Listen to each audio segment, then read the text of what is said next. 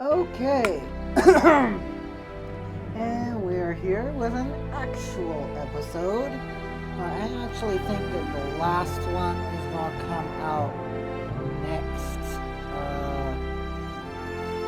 Saturday, and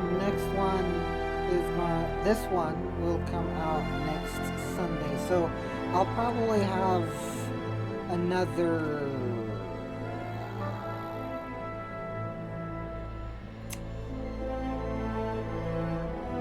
Will they? I have no idea when they're going to come out. Whenever episode 5 comes out,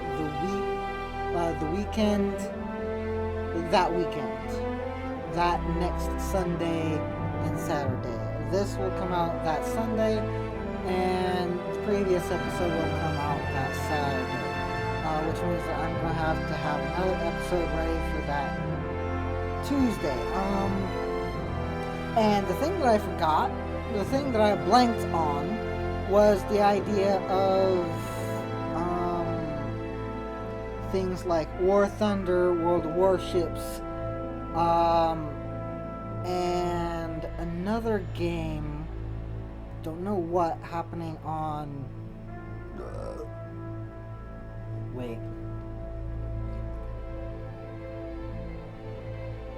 Ultimate Admiral Dreadnoughts. Minecraft is happening on Monday. Ultimate Admiral Dreadnoughts is happening on Tuesday. World of Warships or War Thunder will happen on Wednesday. And then maybe...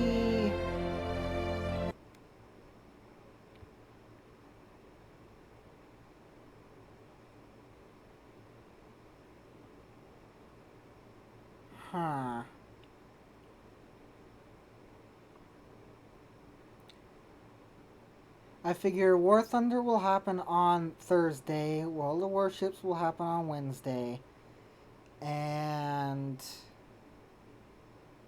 something else will happen on Friday. Maybe RimWorld. RimWorld sounds like it would be a fun series to play.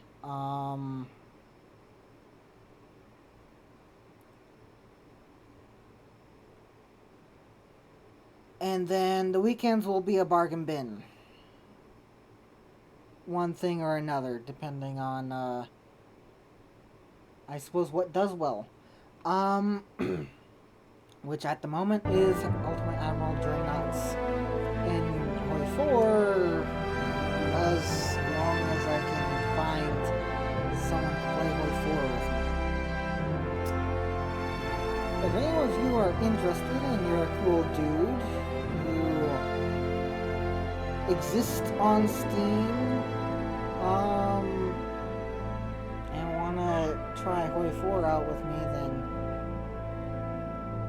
let me know in the comments, and we may be able to get in touch. Either way, this is the one with our campaign. Let's load it up and see where the hell we are at, because it's been a couple of weeks since I last played.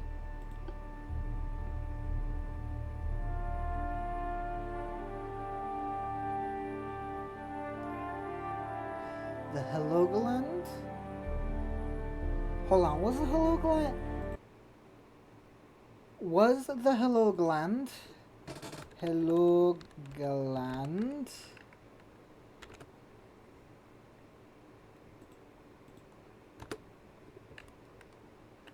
SMS Helgoland. Was she a battleship or a battle cruiser? Battleship. Okay, that makes more sense. For a second there, I thought she was a battle cruiser, and I'm like, why have 2 sets of wing turrets in that style? Let's go over. Oh, we've actually gone as far as the mains. Interesting. Cool.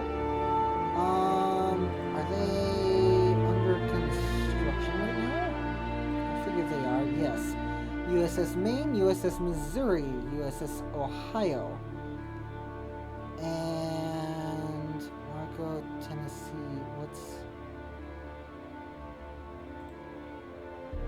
Formerly Maine. Historically, the Maine was sunk, as I mentioned in the previous episode, so we technically shouldn't have this ship. And it may be good to scrap it, but we've already lost ships that haven't been historical, and haven't? I don't think they've been historical. The loss of those ships have been historical. And that's because of the Spanish Civil War. Both not Civil War, Spanish-American War. Both points which I wanted to talk about here because it's going to be virtually impossible to get a true historical game going here. So I think that the best I'm going to be able to do is get the historical designs in. As close to the historical dates that they were launched, commissioned, laid down, all that good stuff.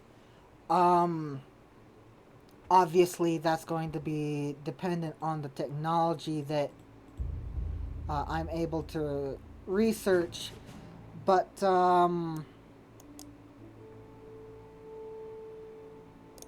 that's where I think I'm at right now, because come World War II, first of all, it usually starts early with like 2 countries in Europe. What's the world politics right now, actually? Where are we? We're right here. We're not too hated by anyone. The Japanese are absolutely hated by the Spanish. The Spanish absolutely hate the Japanese.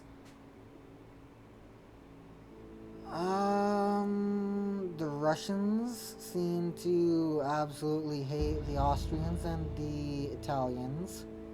Austrians hate the Russians. Austrians seem to, I guess that would be a level of just simple distrust. Around 50, like 40, 60 range. The Russians are also hated by the British. So it looks like World War II is going to be started with everyone facing off against Russia? The fuck?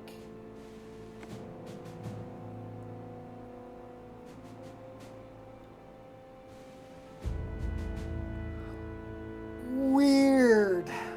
Oh, everyone facing off against Russia and Germany? Yeah, the point is we're not going to be able to do it historically. So that's sort of out the window there. So oh, excuse me. I figure that with politics, I'm going to have to go from one of 2 philosophies. Do nothing in politics, and whoever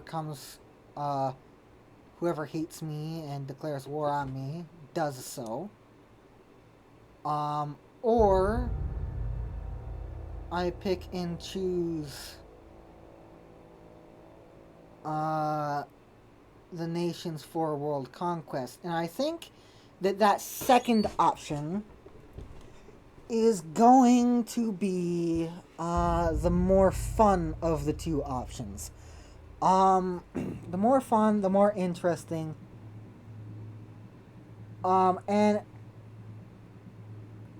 in order to do that,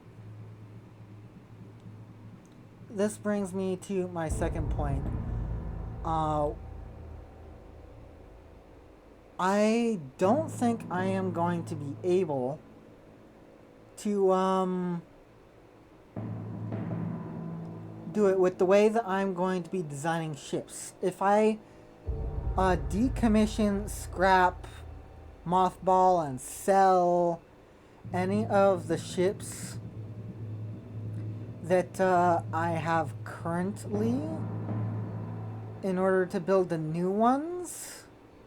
I think that I will not be able to have the tonnage capacity, especially with the Panama Canal, you know, not being open as it is. Hopefully it'll open, well, when did it open? In like 1913? Something like that, early 1914. By then it won't be as much of a problem because I can just take an invasion fleet and bring it over from one end of the world to another. But I think that I am going to have to keep at least the battleships in order to just fill up tonnage, because with the way that I'm doing it, it's not necessarily like well, it's certainly not a, hold on,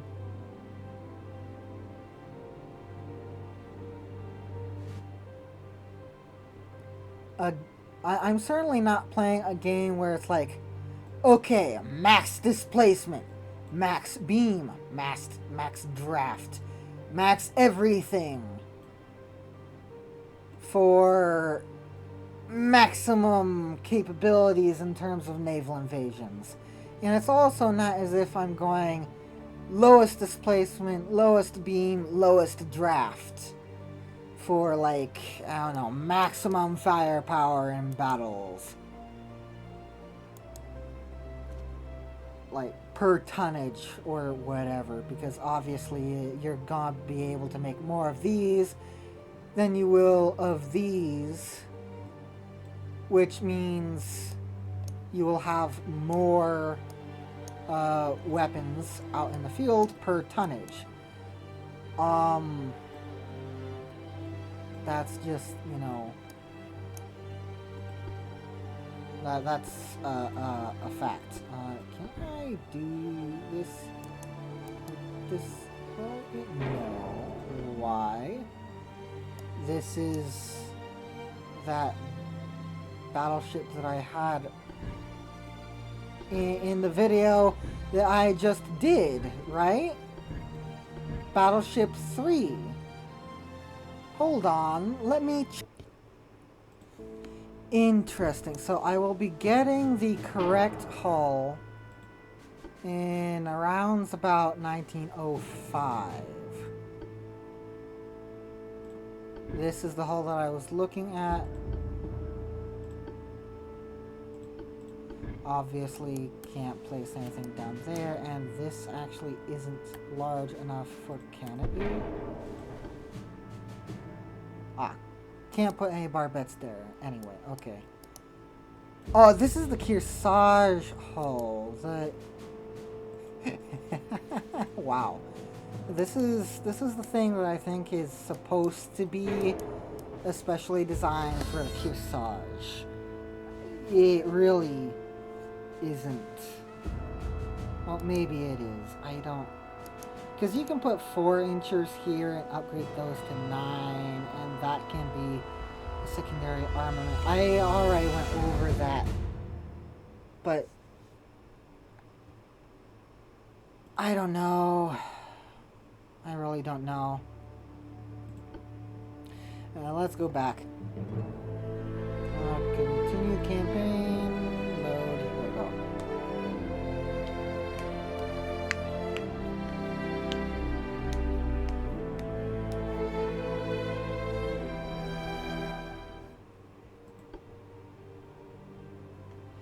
Okay, so we've gotten to the main, and obviously once I hit the Dreadnoughts, I will probably, because the Indianas, I believe, were reclassified as coastal defense ships. So type. Alabama is spelt wrong. Capital. There we go. Illinois. Oh, it wasn't the. It was the Illinois, not the Indianas. The Indianas, the Iowas, I believe they were reclassified as coastal defense ships. Excuse me.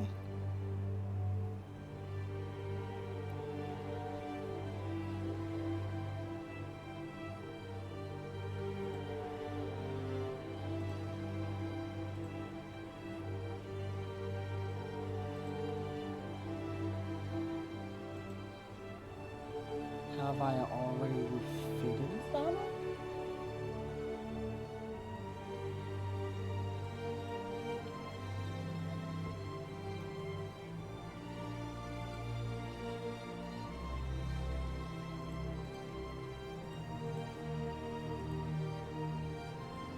I think I've already refitted them, but whoops.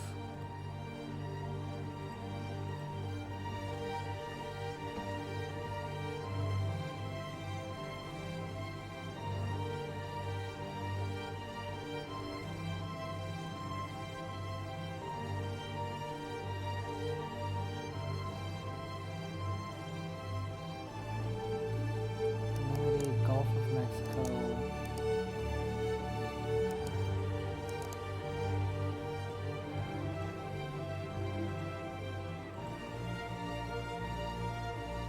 Pensacola.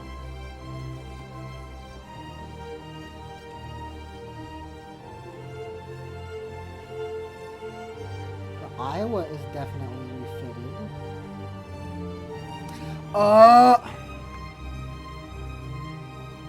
I am being an idiot. Okay. The Indianas are the refits. And then the Illinois are the annoying ones. Okay. I say annoying ones because the hull was so difficult to choose. Kearsarge, Kentucky. BB5 and BB6.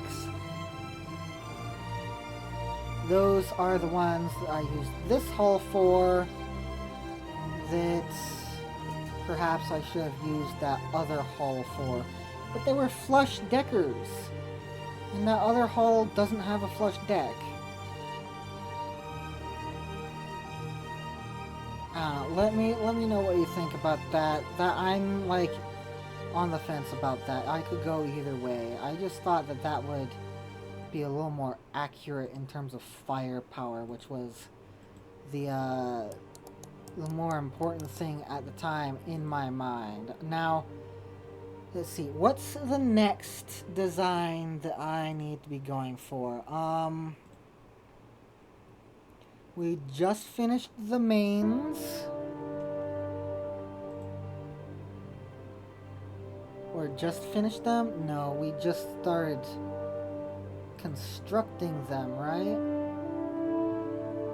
Maine, Missouri, Ohio.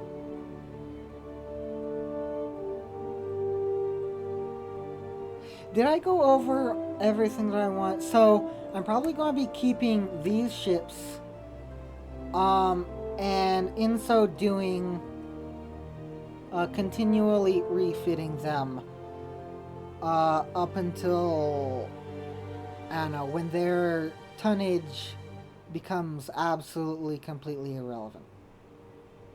Which will probably be sooner than later for the Texas and the Maine, the Tennessee, and the San Marcos.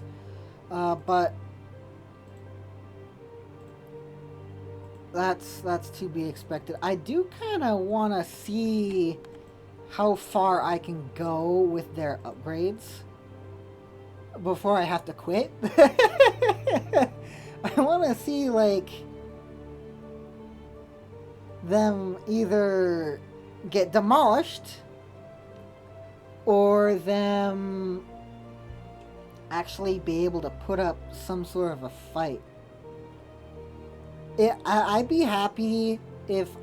I would even be happy because So here's the idea. Once I get past their like sunk date, which I've already done that with the main, um, and the Texas is coming up if it hasn't already hit. Fate sunk as gunnery target. Uh, the 12th, the 22nd. Uh,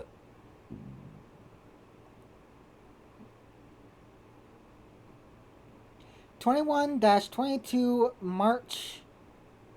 I guess one is the time and one is the date.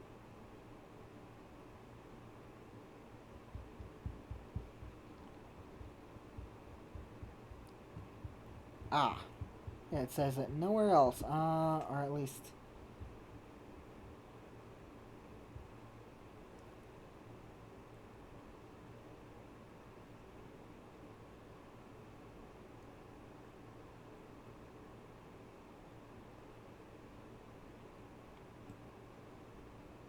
Yeah, let me,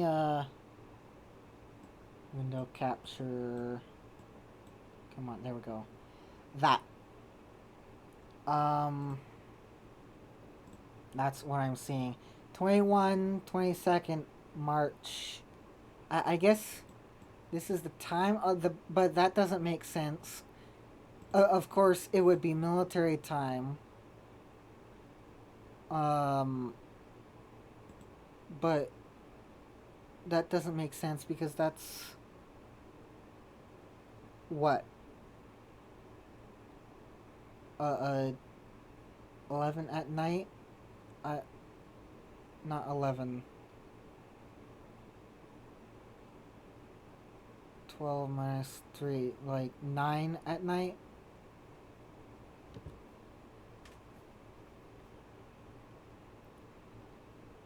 And you're doing it for gunnery practice. Maybe it was in March by gunfire from the battleship. No detail it was made afterwards, but it was noted that there were so many holes below the waterline that the water in the forward and rear compartments generally took on the motion of the outside water. The interior above the waterline was generally demolished. She was used as a target for a torpedo experiment on the 6th of April. Her name was struck from the Naval Vessel Registry, a cage mast. A duplicate of those on Florida class Dreadnoughts was built atop the San Marcos remains in 1912 and tested against. Yeah, okay, so 1911 is when the Texas will start getting her refits, and then I'll look for all the others as I go and begin refitting them as best I can.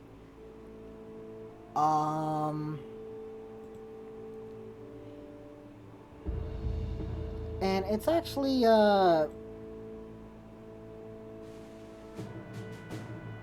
build ship refit ship new design. That design should be extinct. It should be gone. Why isn't it gone? It is gone. So why can't I build it? Completely out of date. Why can't I build it?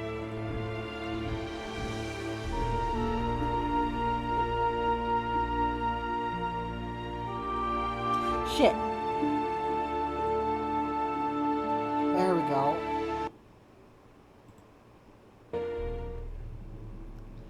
For some reason, I am able to... I can't. Okay, good. But of course, I can go into the designer and refit them.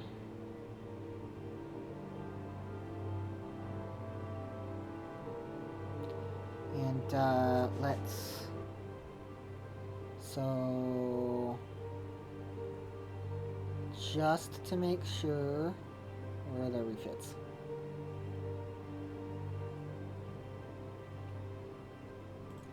Main.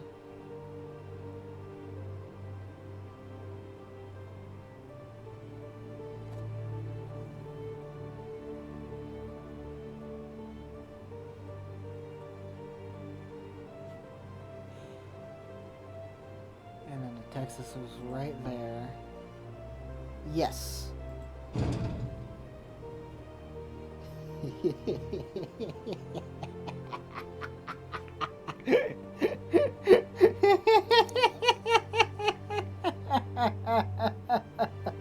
Oh, that's absolutely fucking ridiculous. And the length of gun, of course, won't allow us to fire over the other edge, but can we get that down? Far enough? No, okay. Okay, it makes sense, but that's still fucking hilarious. Oh, I can't do that, unfortunately.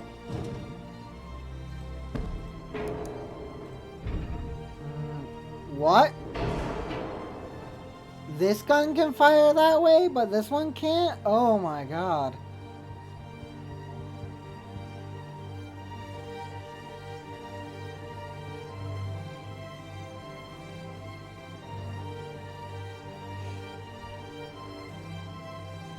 Okay, okay, I don't want to do this yet.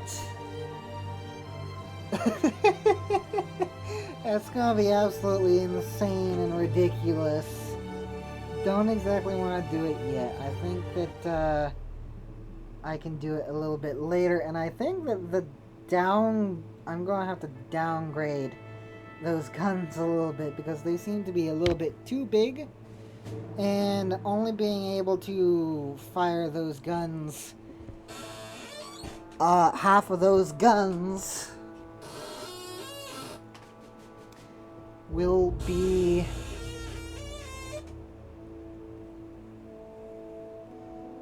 only being able to fire half of those guns will be detrimental to its combat effectiveness.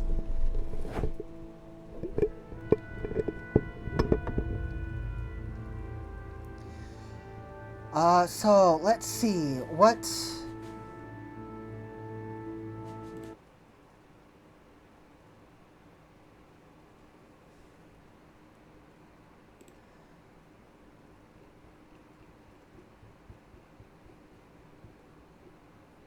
Alright, the next up is the Virginias. And the Virginias, there are 5 of them. They were laid down in May of next year, at least. 3 of them were. Another one was laid down in July, and one of them was actually laid down in August of this year. But they all commissioned, pretty much all of them commissioned in 1906.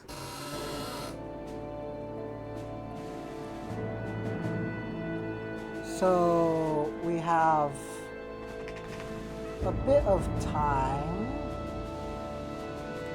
if I want it.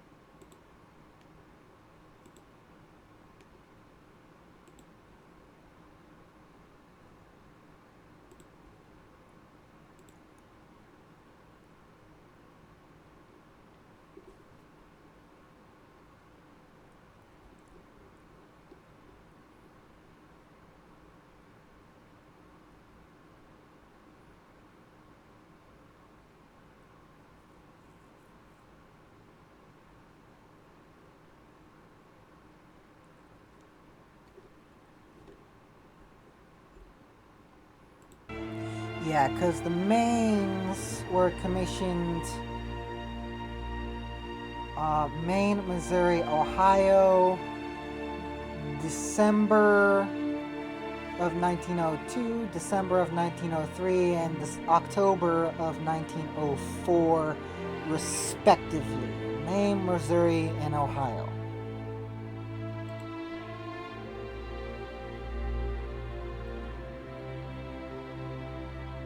so that's going to be next year. And if I'm going to be sticking to the more commissioned end of the spectrum, which I think I've been going for, then I'll have to wait a couple of years. What about the cruisers? So, what do we got right now?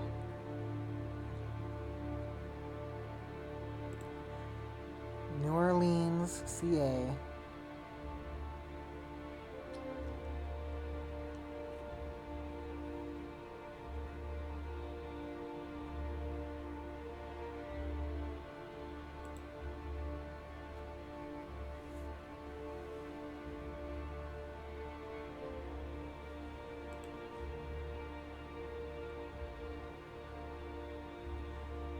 And that's all I got, okay?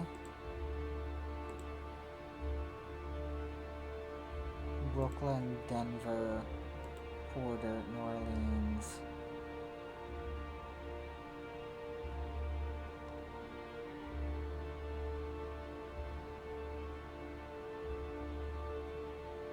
Baltimore, Newark.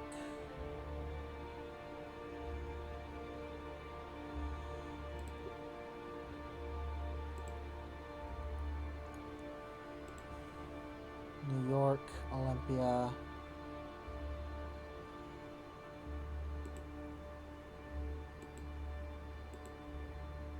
Philadelphia, San Francisco, Cincinnati, Montgomery.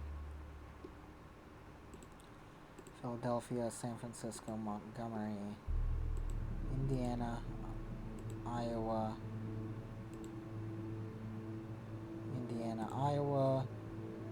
Columbia. Very interesting ship there. Brooklyn.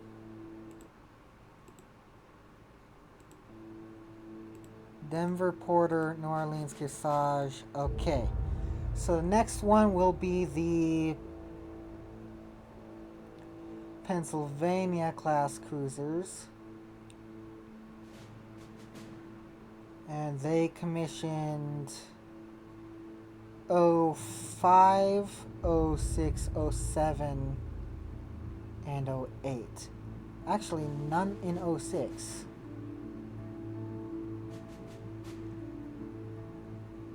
And those will probably take about a year to do, so we don't have to do those just yet. What about the St. Louis? Let's see, we got New Orleans, the Columbia, New Orleans, Denver, St. Louis, and those laid down 1902, 06, 06, 05.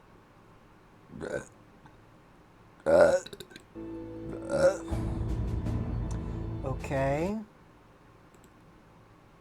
Then torpedo boats. Where did I leave off on?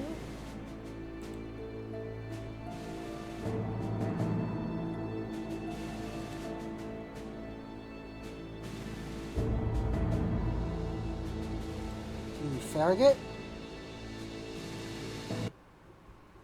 List of torpedoes.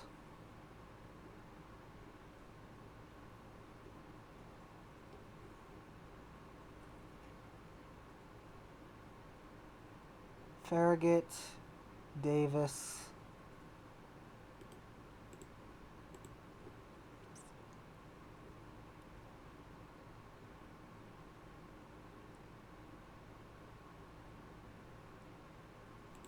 why do I have the Stringham up as my next ship?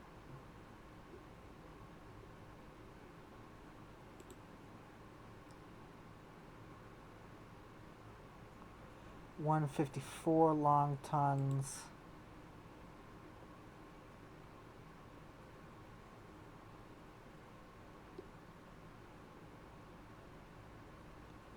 $340.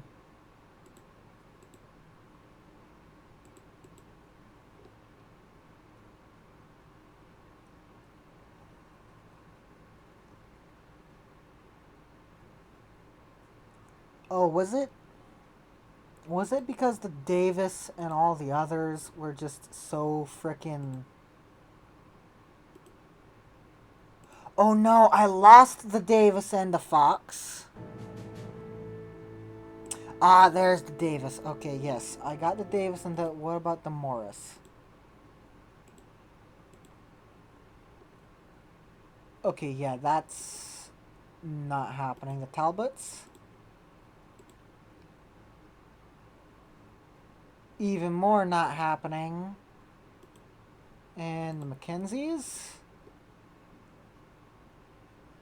Just as much not happening. Okay.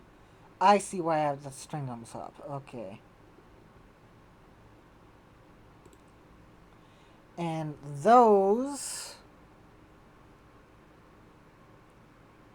Or at least this one, the Stringham, it's a class of ship that was a one-boat class. Laid down March of 1898, launched 1899, commissioned November 1905.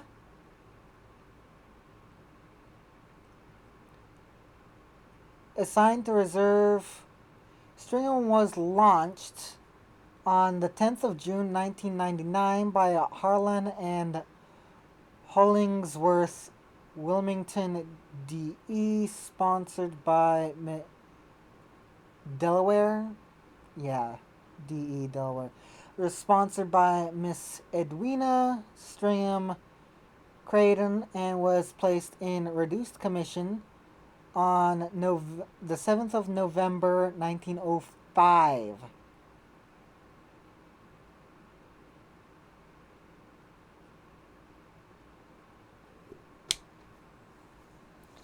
So apparently we're not doing anything until 1905. Okay. What the fuck? What about the Goldsboro? 1908. USS Bailey.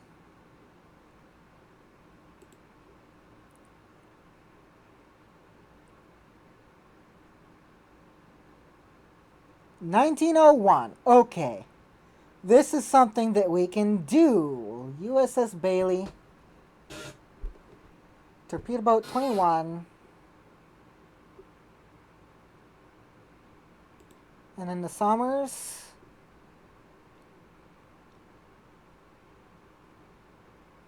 Commissioned March 1898.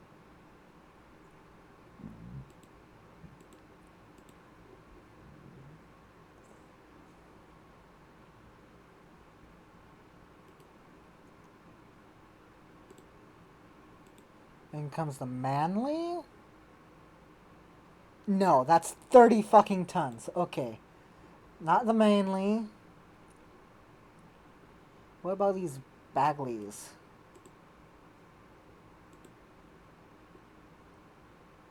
Okay, that's workable.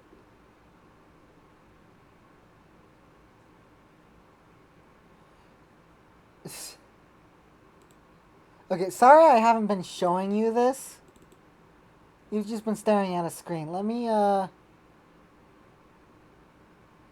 Bagley. She looks more like a torpedo boat. Which is pretty funny.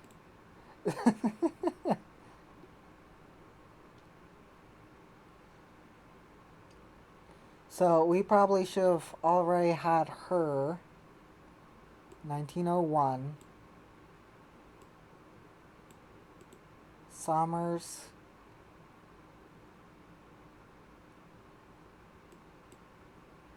Bagley.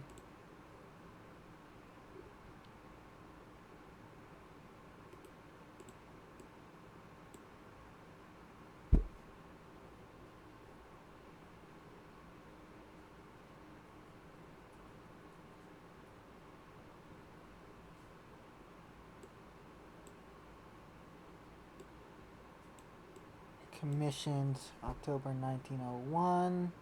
So it seems the Bagleys were all done 19... The Biddle. That looks different. 1901, okay. And then the Blakely class. Pretty big class, and then that's it. Okay.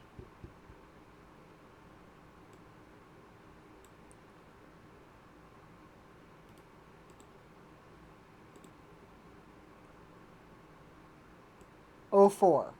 Okay. 02. Okay.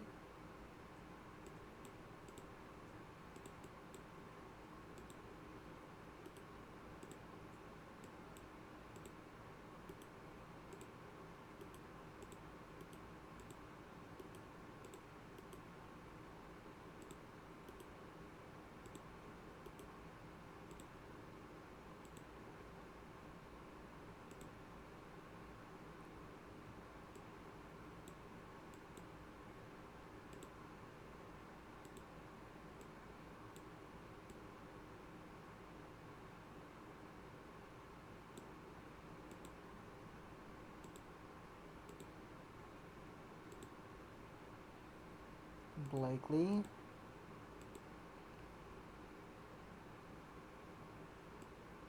And DeLong. Blakely? Bagley? DeLong, Nicholson, O'Brien, Blakely.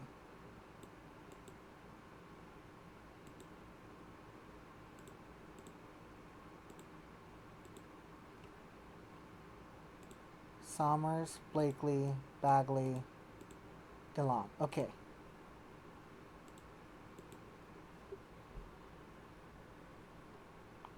Oh 04, 02,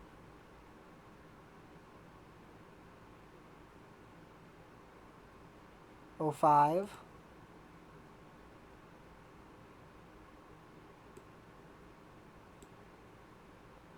05,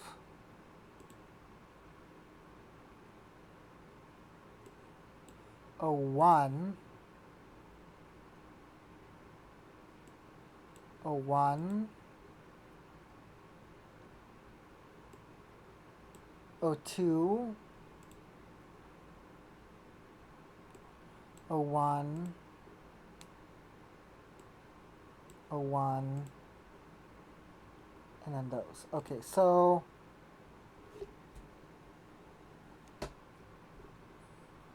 let's take this and use that as a separator because I can actually see.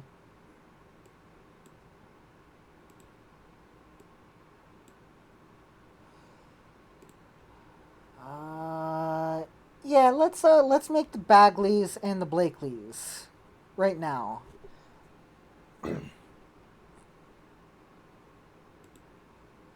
Jesus, it's been an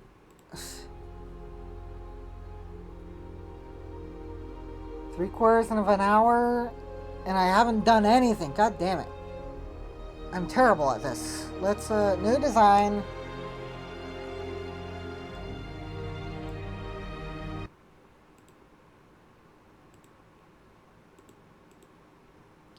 Somers 2, yes. 1901.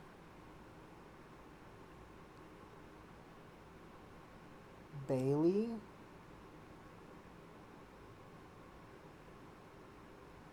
Somers, Bailey, Goldsboro, Stringham.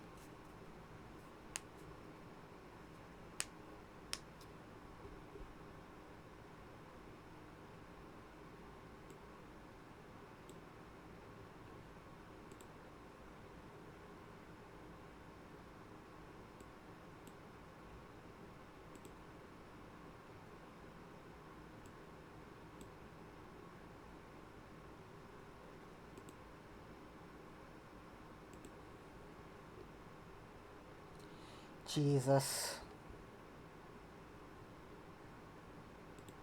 Whatever. Let's just start with the stringum.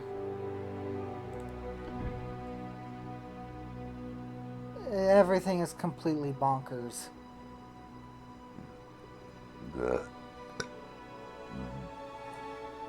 It looks like everything is going by the hull numbers. It looks like they're going by the laid down date.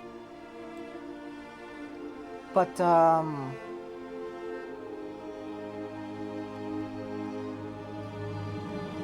then they don't actually ever get like commissions. They get commissioned in like all the way in 08, which is ridiculous.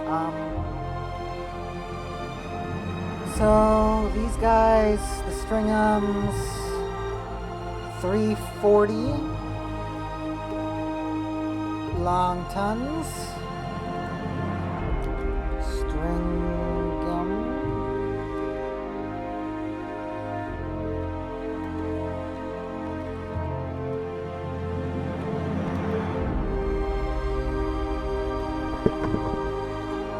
They had 30 knot speed.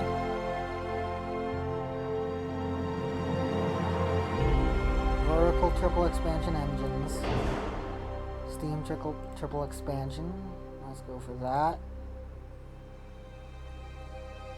2 screw propellers. Speed of 30 knots, yep. Crew info. 6. 7.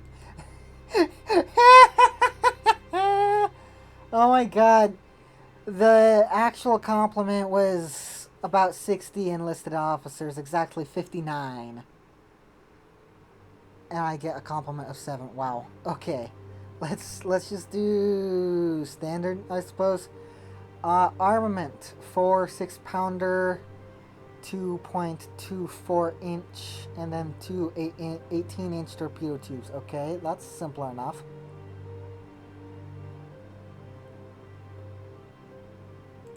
And then pictures.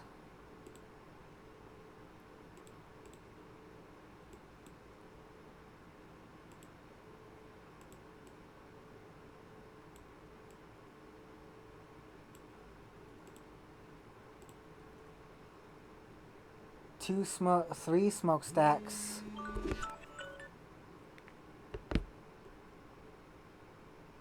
Looks like a gun there.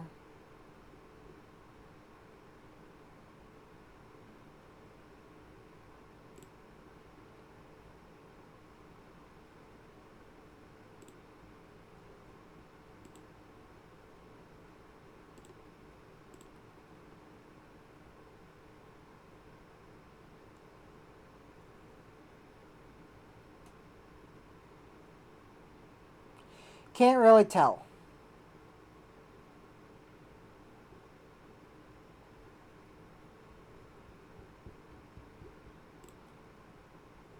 I'll do my best with the smokestacks, but can't tell really anything else. So let's go back.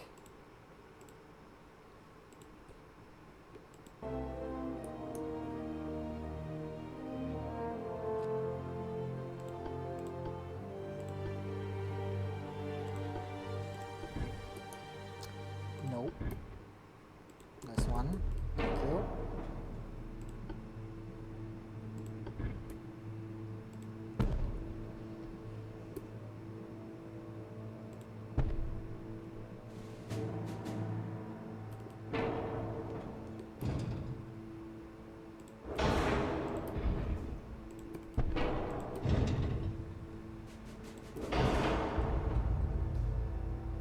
They look evenly spaced, which is confusing me.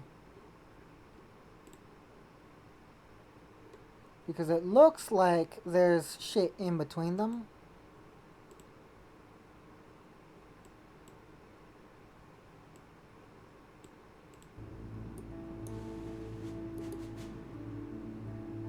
So maybe downgrade the size of this one.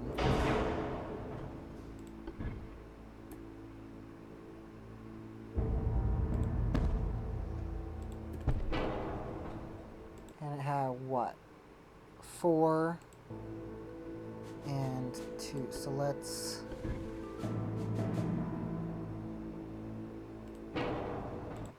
a 2x1.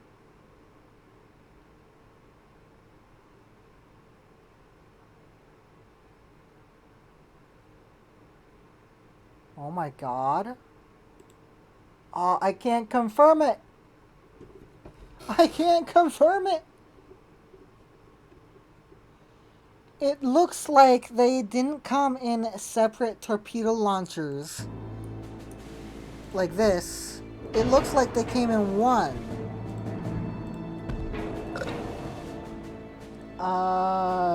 Let me just show you. Because I'm pretty sure that's what this layout infers, implies, explains. What about on a battleship? 4x12".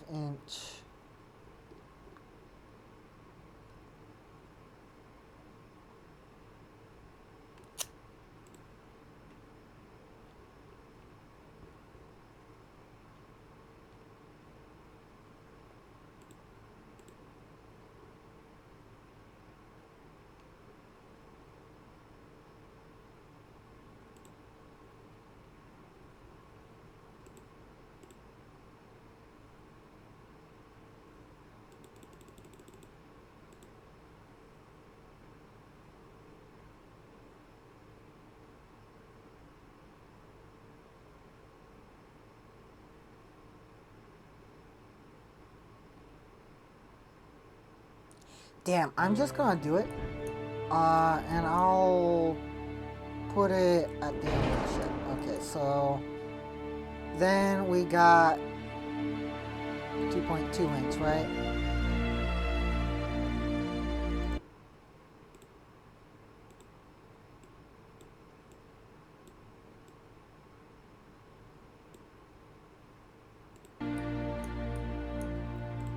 There, one there, because that's, it looks like it should go there, and then 2 there. Okay, string them. Increase the G. Probably going to be fighting things higher than it. Want to be able to do damage.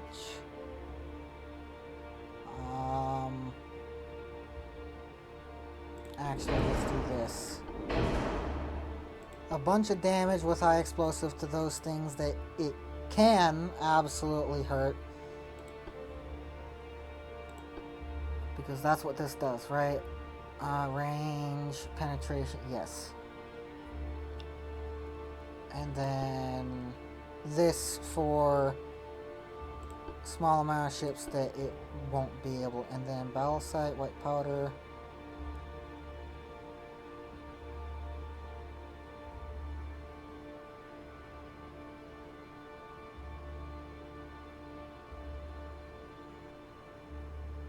Seems like white powder is better. Doesn't need the enhanced. Shoots quick enough. I believe they were 18 inch, right? Yes, 18 inch.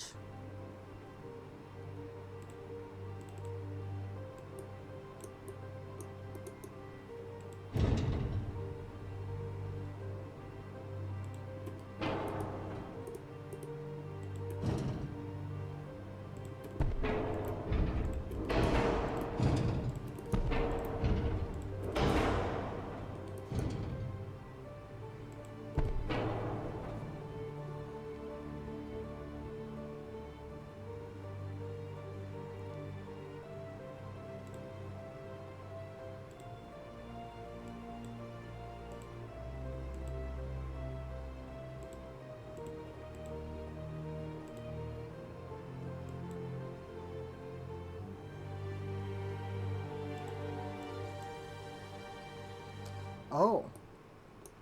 Something gave it more crew members. Interesting.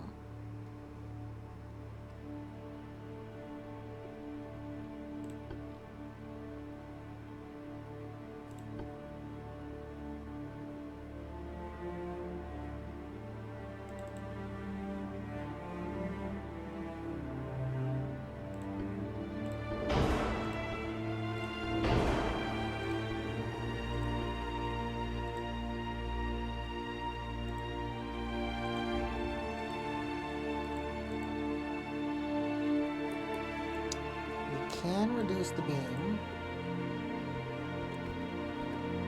Make it easier on the engines. Does that enable us? How much does that enable us to do? Enables us to do a lot. Cool.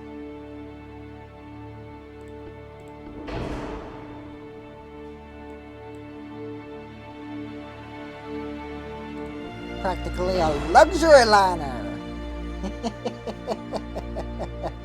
Okay. And then increase those. Alright, nice. Okay, Stringham can go. Next, Goldsboro.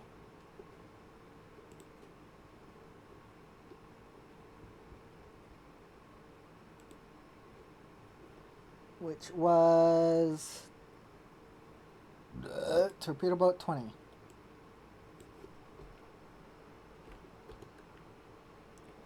Gold. Bro.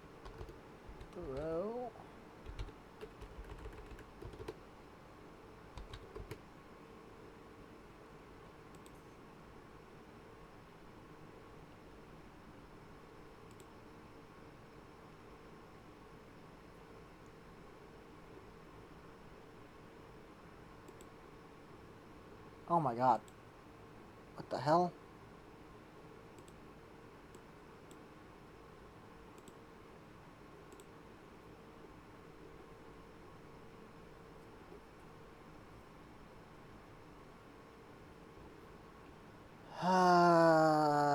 Sending more pictures of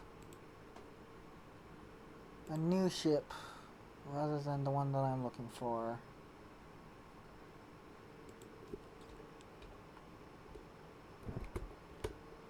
TB. Does that help? No.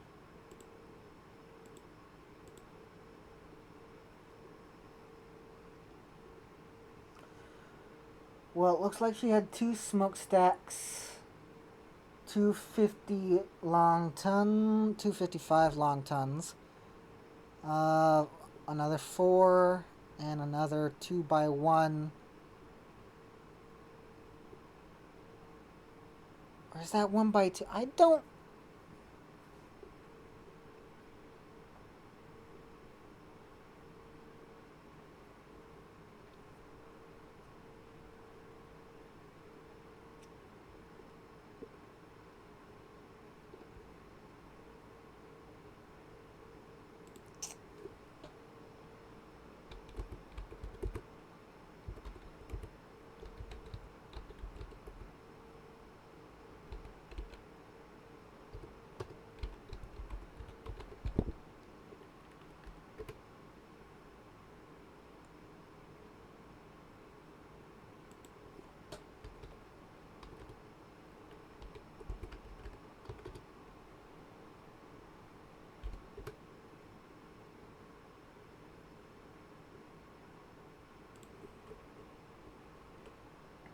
What is the 2x1 torpedo arrangement?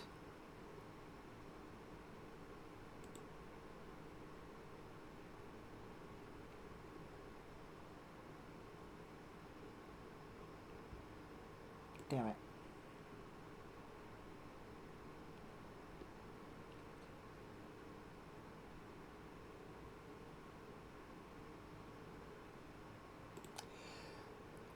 Whatever. It's gonna reduce space. I'm fine with it. And I am tired of trying to figure it out. So let's just get on with it. I mean, it'd probably be a lot simpler if I could find an example of it that I knew what it looked like. But that's not happening. So yeah. Let's see, her speed. 27 knots. Okay. Modest. beam.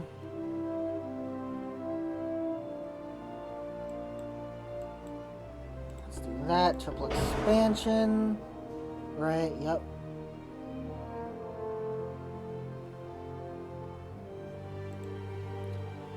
$255. Green Bay. Goldsboro.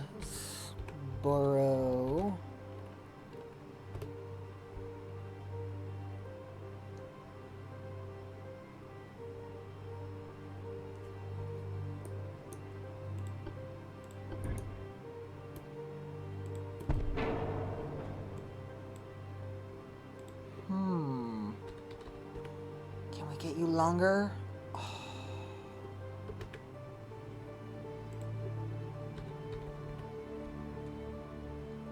When do you get longer? At 300?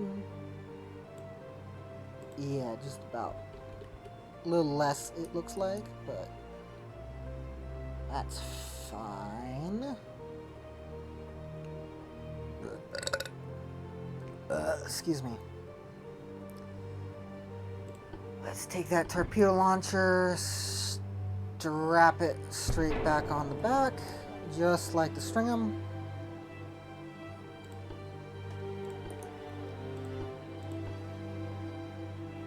.2-inch guns,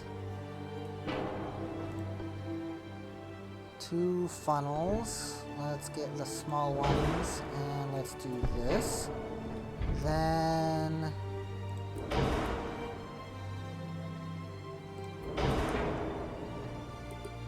only able to hold 3.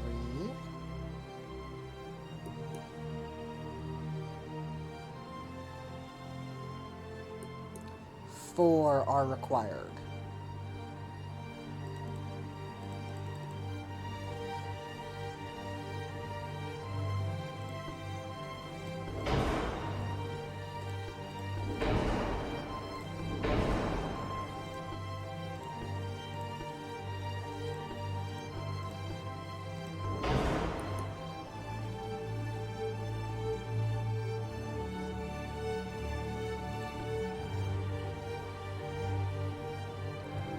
I suppose I'll equip them with the ability to do mines.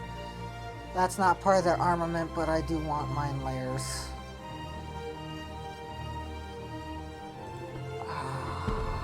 It's not part of their armament, god damn it. I want mine layers though.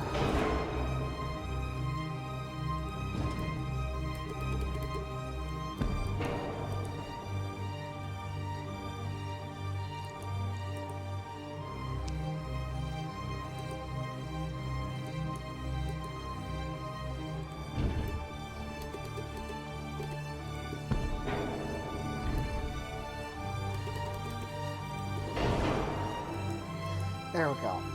That's fine. That keeps up with specifications. It's good.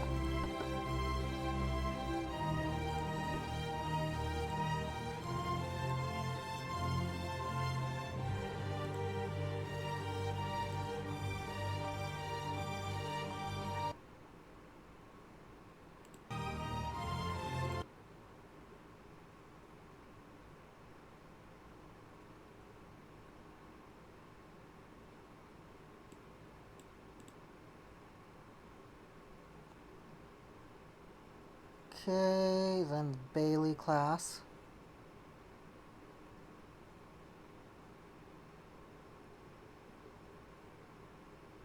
$28,000, 28 or 284 long tons.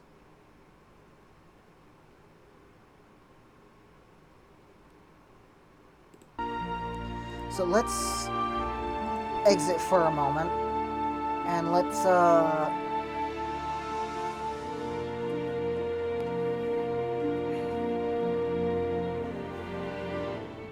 let's figure some of this out. So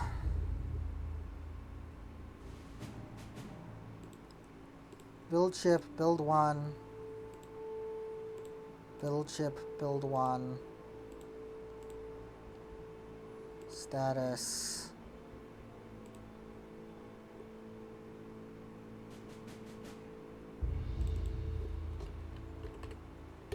USS Stringham,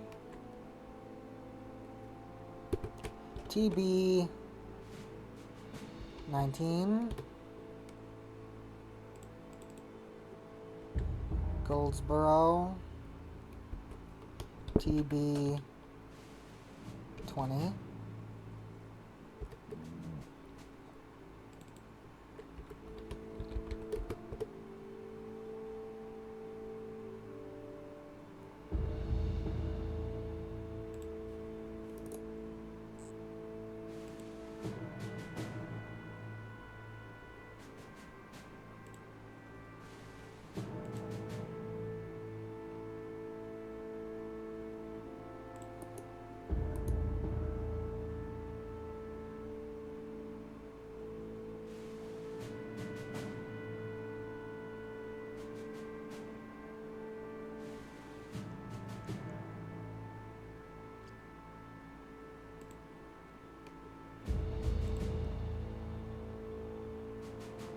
Why is that CA there?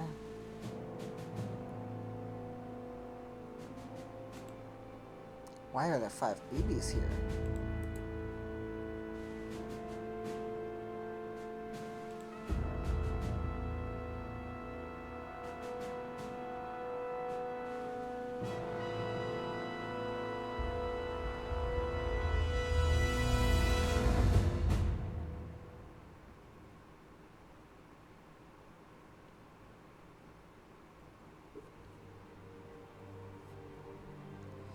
Indiana and Oregon.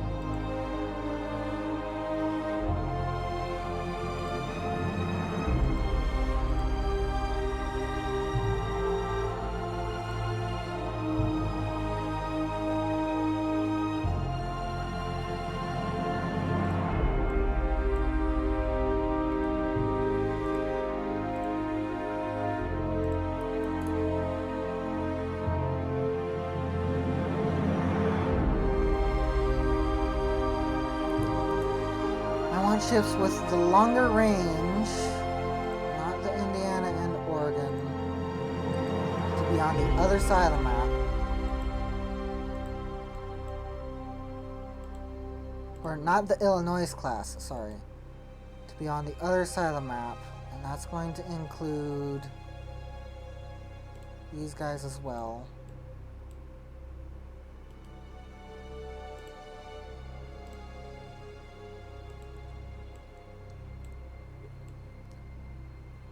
Which means separating them out. Oh my god.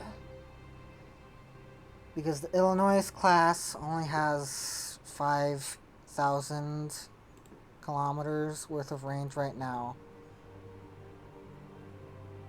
And then, yeah, now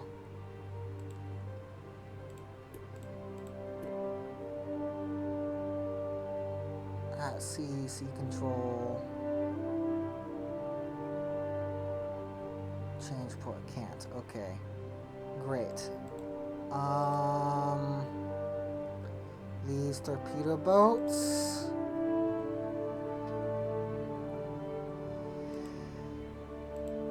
Dock in Pensacola.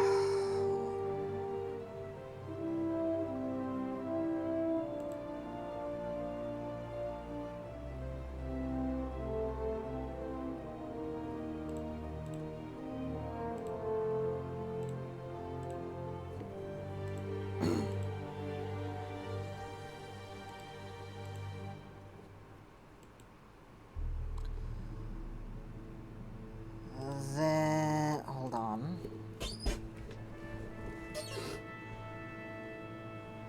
We've got a slight problem now in terms of numbers. So everything from the Morris down to the McKee we do not have, and that's 5 torpedo boats. So what was their armament? And let's just make some extras.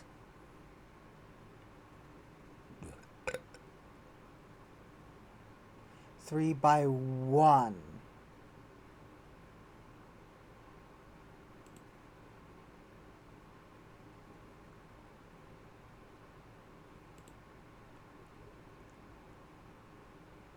Ah. Okay, you can't see it, but I'm seeing a mistake. Although I'm not too freaking in the dumps about it because they're making these designs hard enough as it is. So let's see. Type torpedo boats. 1 by 2, 1 by, yeah, 2 by 1. The Morris was 3 by 1.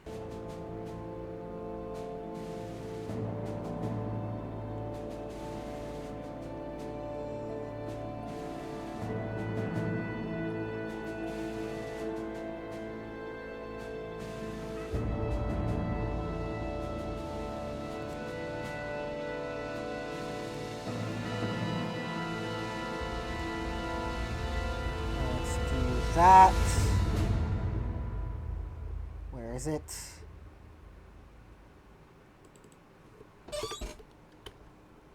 USS Morris.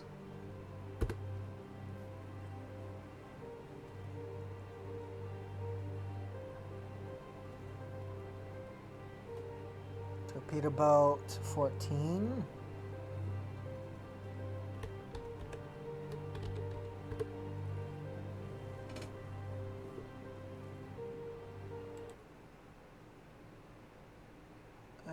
Comes Talbot.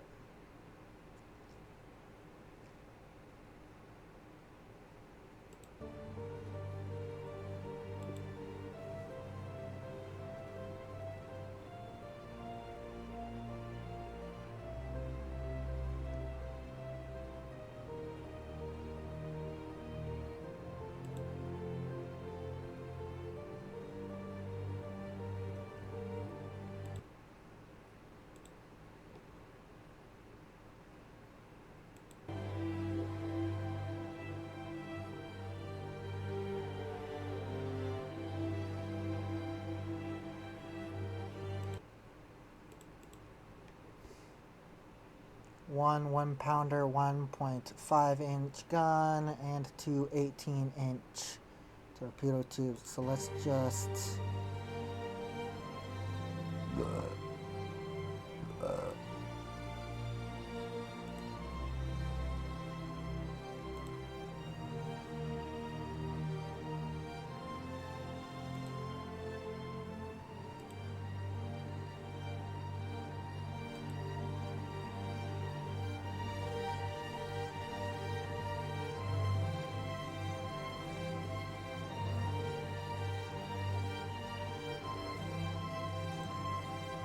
Damn it, if only I had kept some of the slower ones.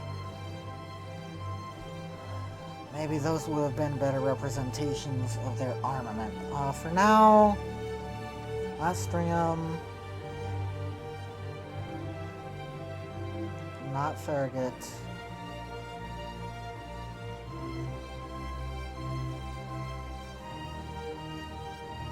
Not Porter.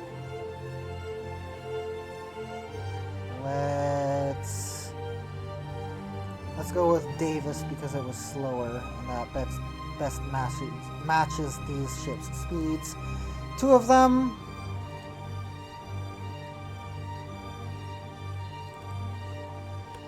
USS Talbot, torpedo boat 15.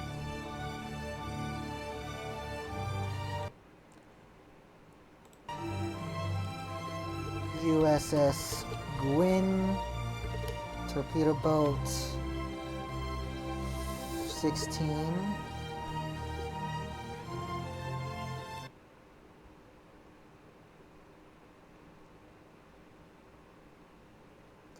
And then the Mackenzies aren't even worth putting up. What the fuck?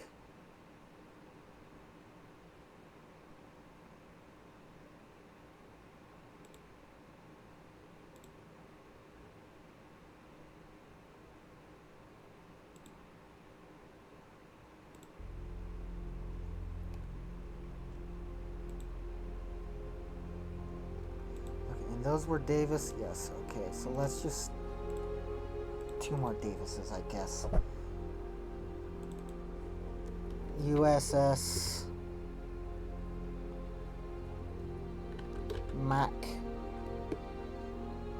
Mackenzie. TB 17. USS Honeysuckle. McKee.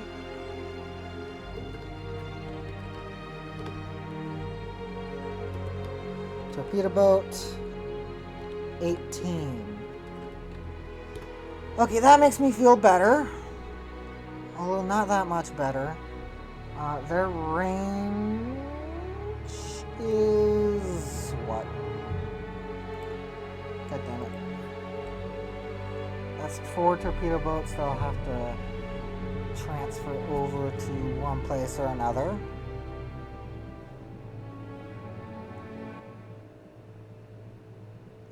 Okay.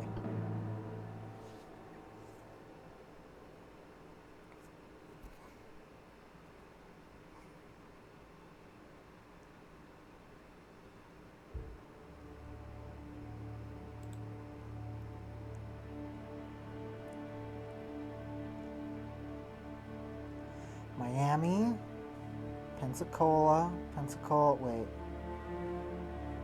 Yes. No. Can I change their port? No.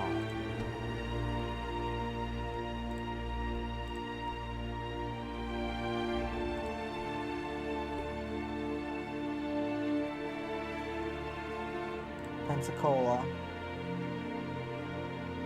Morris.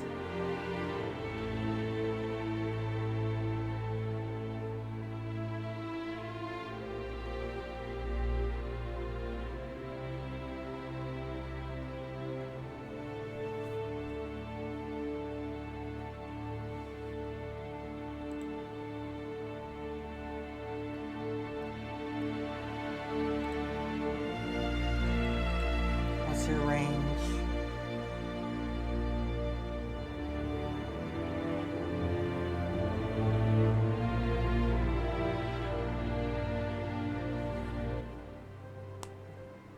Oh, I swear to God.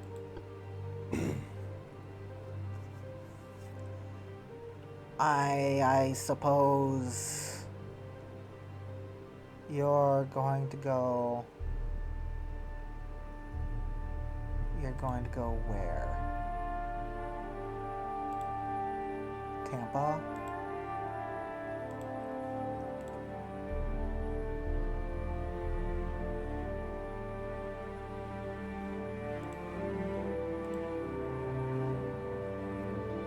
I should have placed the Goldsboro and the Stringham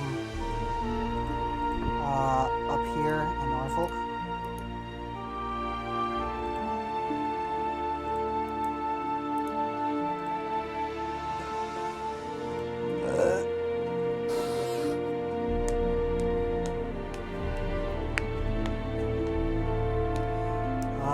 Simply because they had better range. Now, Goldsboro, you're done. It's the USS Bailey now. USS Bailey.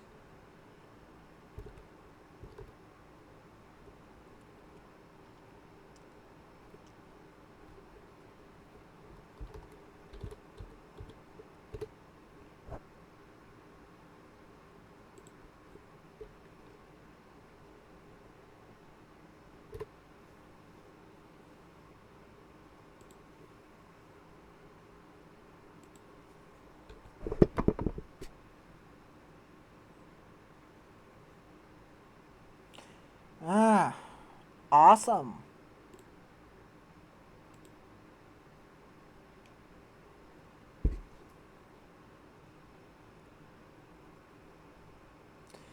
Capable of doing 30 knots, 280. Yeah, sure. Do 280 tonnage on that thing. Okay. 280, and then, whoops. Bailey.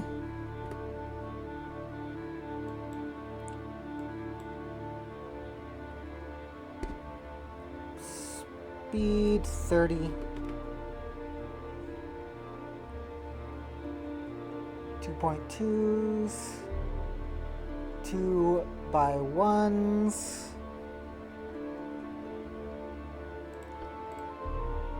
4 smokestacks.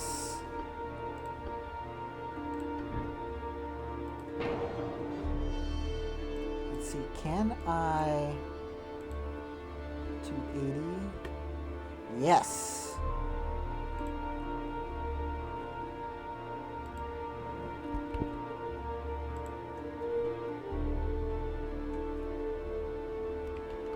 -10.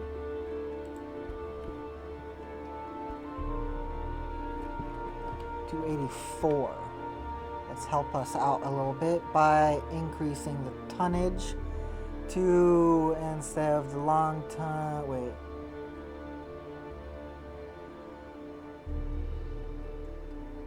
Oh, 280 long tons, which is a larger length of measurement, and then 284 tons. Okay. Copy. 284 tons. And how much will it take? Because I want longer range.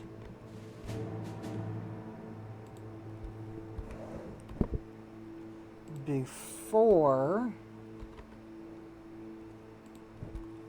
I am forced to stop. What?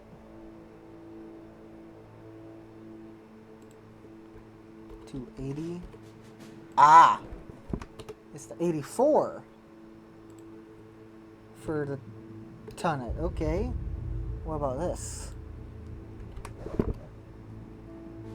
I see. Okay.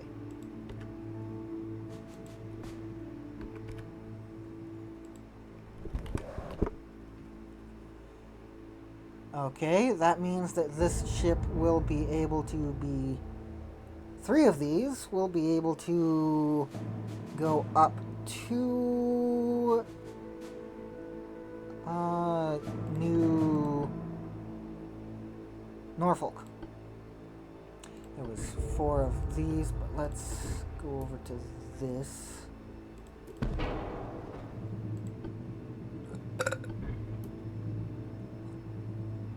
Place these down.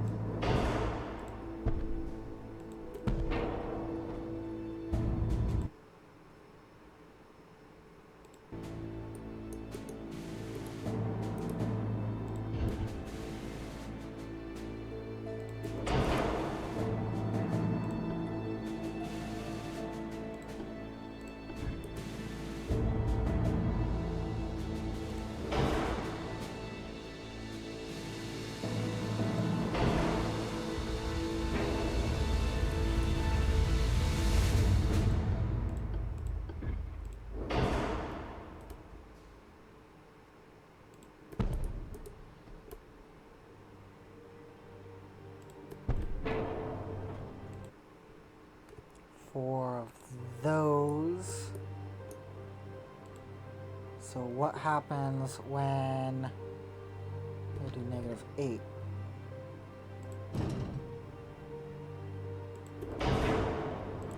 What about -7?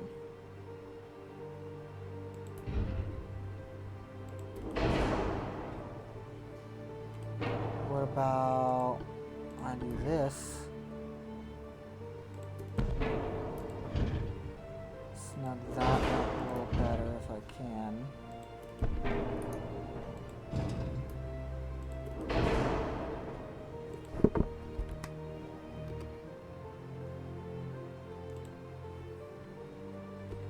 -2.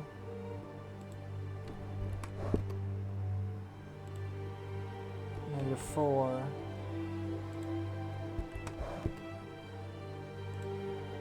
-6.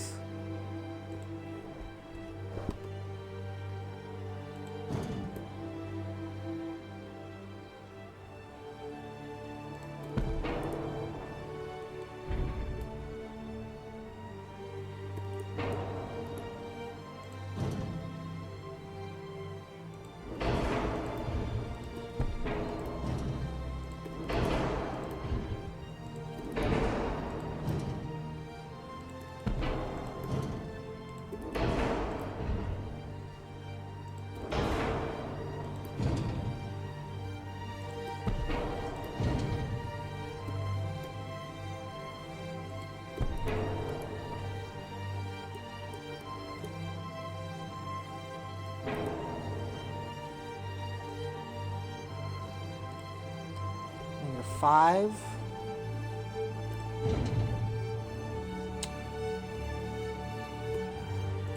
Yes. But that no longer works at -6. No. Okay. -5 then.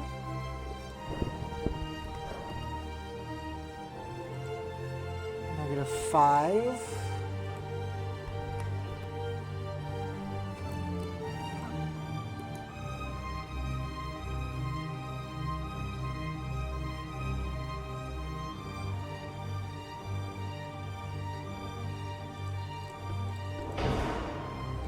Increased HE, nose fuse, capped, heavy.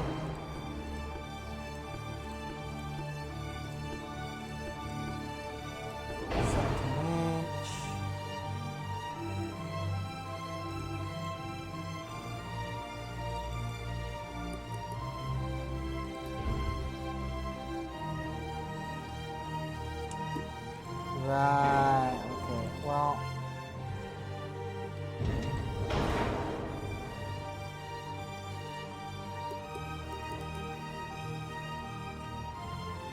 And then.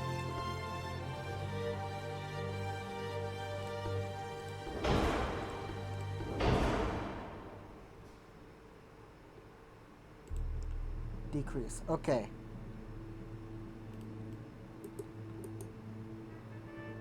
Okay.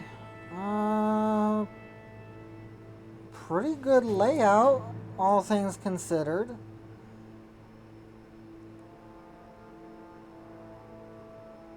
Let's save those.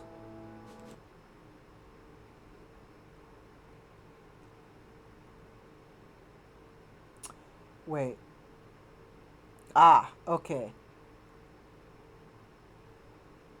I see.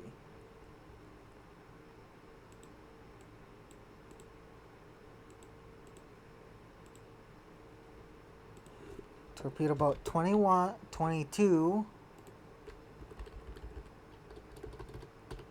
Somers.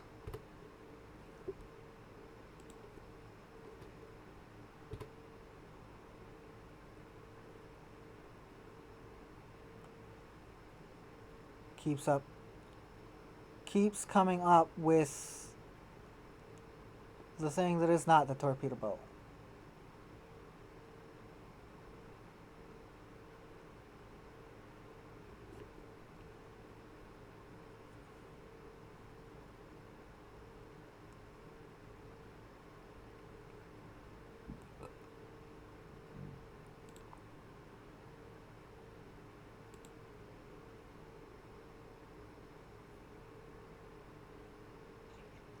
Wow, one smokestack, huh?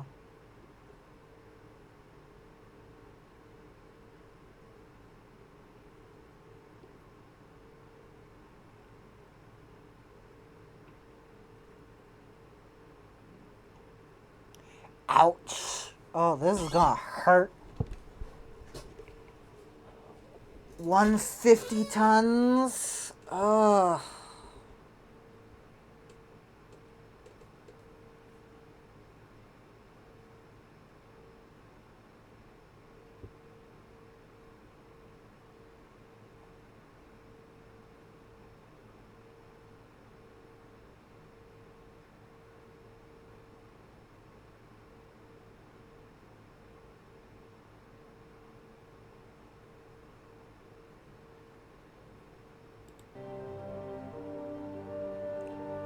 Okay, well, let's make one of these.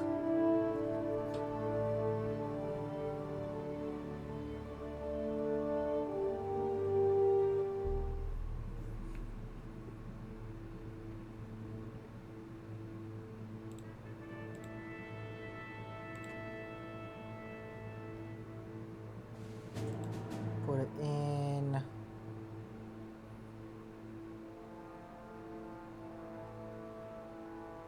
Norfolk.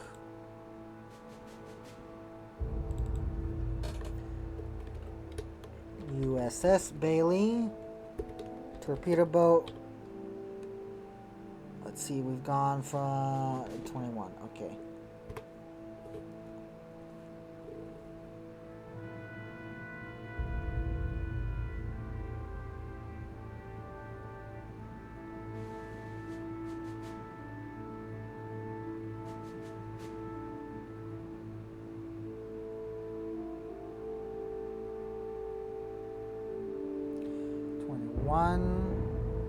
Deploying to Norfolk.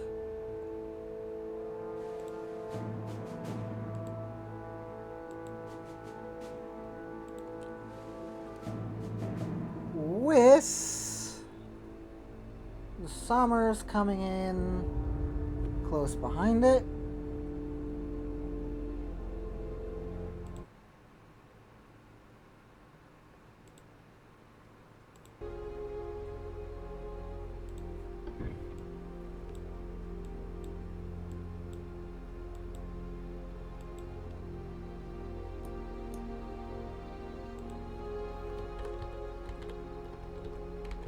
Somers. 23 knots.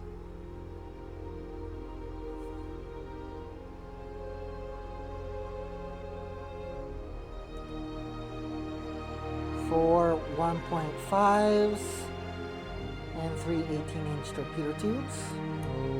Okay then, Jesus Christ. That's a lot of armament for such a small thing.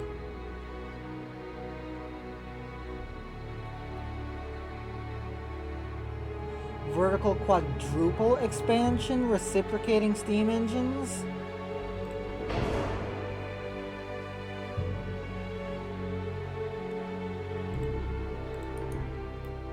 This seems like a scary ship. One smokestack, which is good. That's amazing. I have more room to place everything else. Okay, so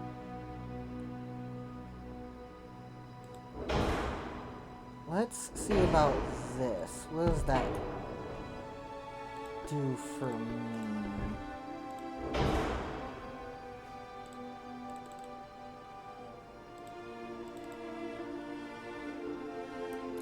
Nothing. Okay, so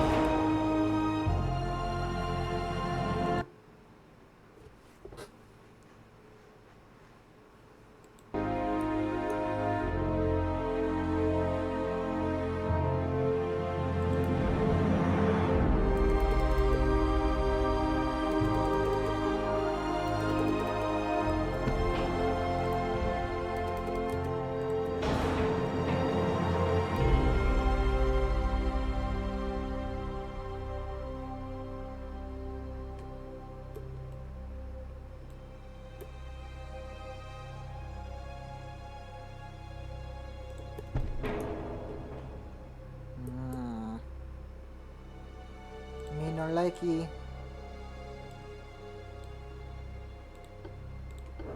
This one, like, doesn't have any firing angles. These two do. That one does. I guess it's only one, but I still don't like it.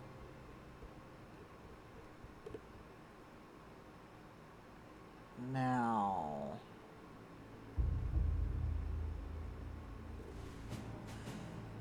I suppose this one will go to Tacoma? No, not Tacoma.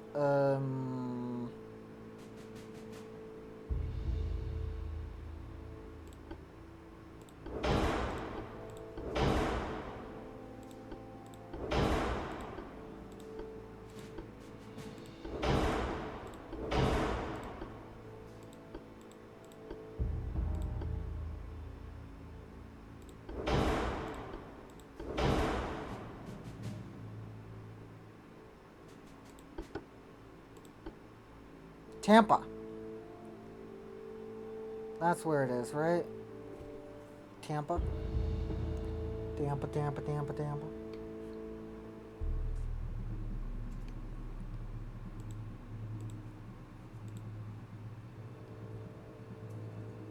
Yes.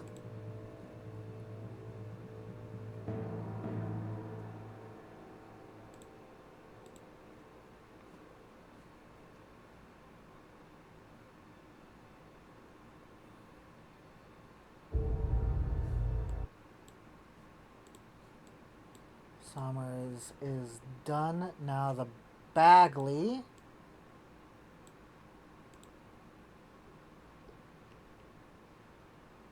Wait, the Manly?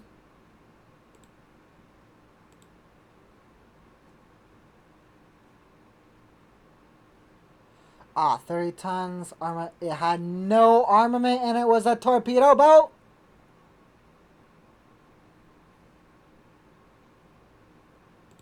Why did that... I don't understand. Alright, Bagley, Barney, and Biddle.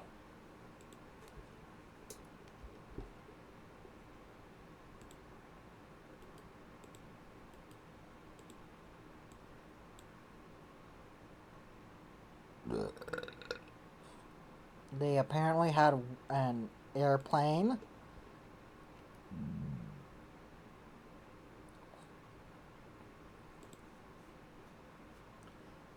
175 long tons. 178 tons.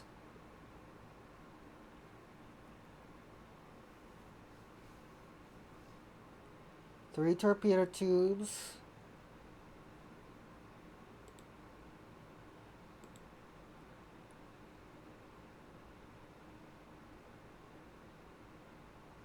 Three 1.5 millimeter guns. Or 1.5 inch guns, sorry. Armament looks to be the same throughout. The speed looks like they tried to get it up to 29 knots, but the Biddle didn't seem to quite get up there. Triple expansion steam engines.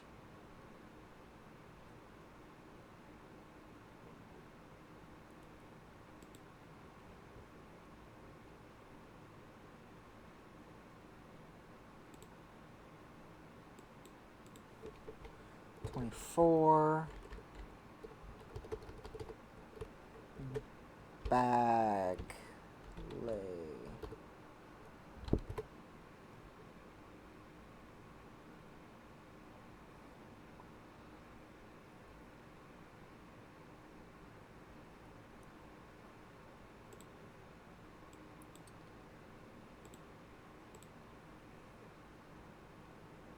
One smokestack? Two? Is that one? That looks like one and two.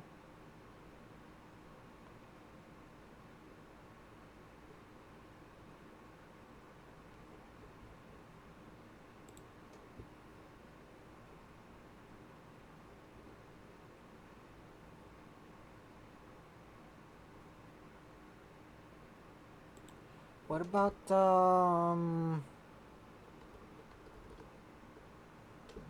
Barney?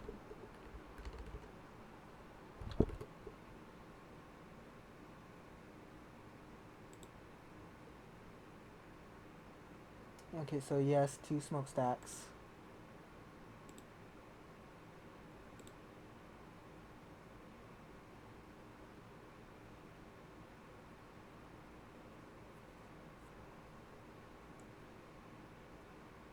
It's gonna be difficult trying to replicate that look because of the tonnage. Like, that's the lowest I can get.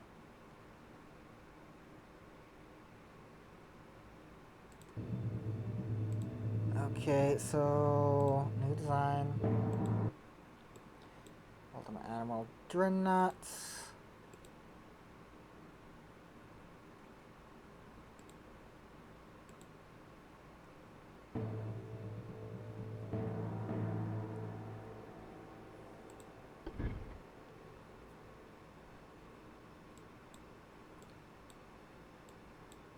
That's literally as low as I can get. 78.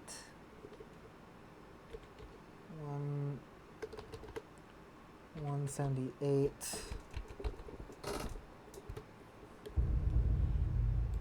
This is Bagley.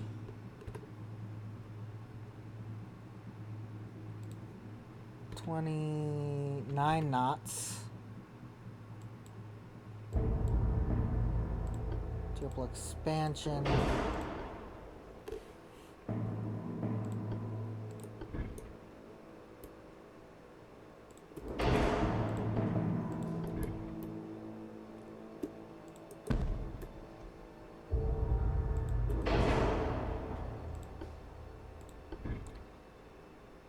Three of these things. Damn.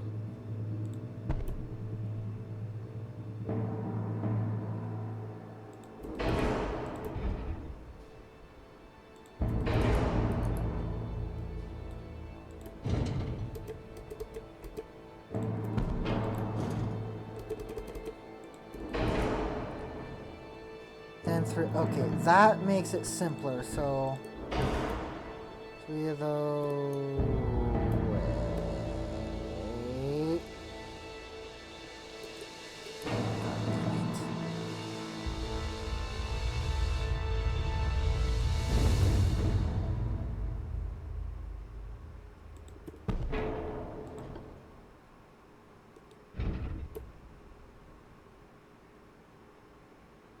No, that thing keeps swinging. So let's put it all the way up there.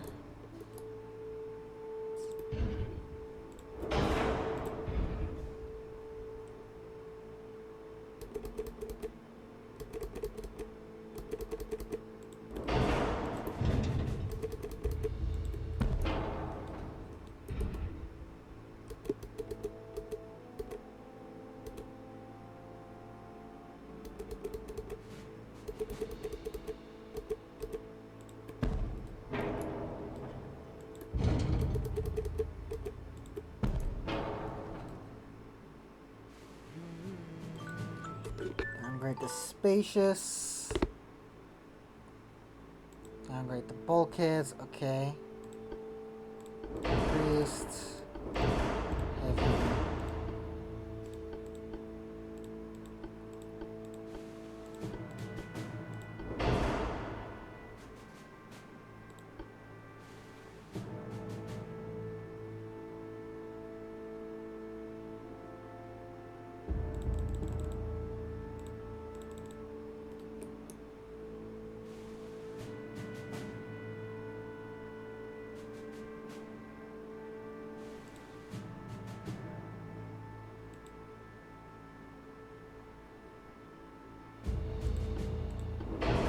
Light.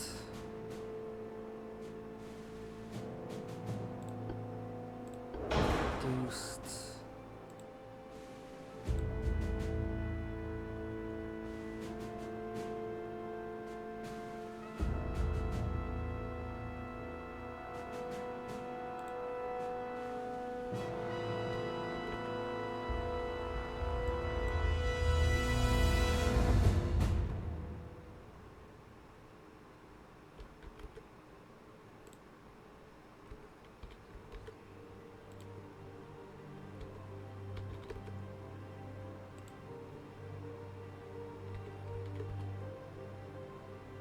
-11.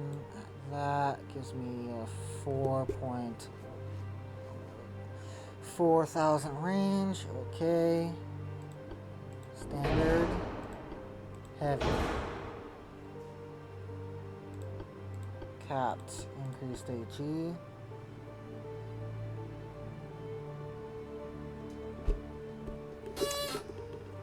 One-hit wonders, these are.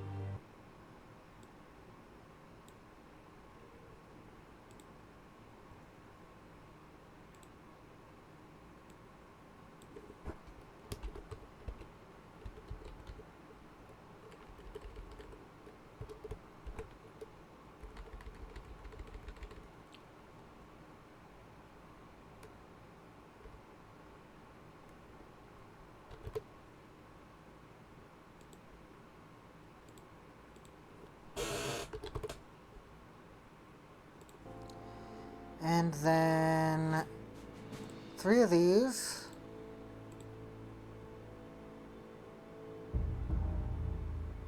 Two in Tampa. Those 2 are going to Norfolk along with this one. Because their range is so good.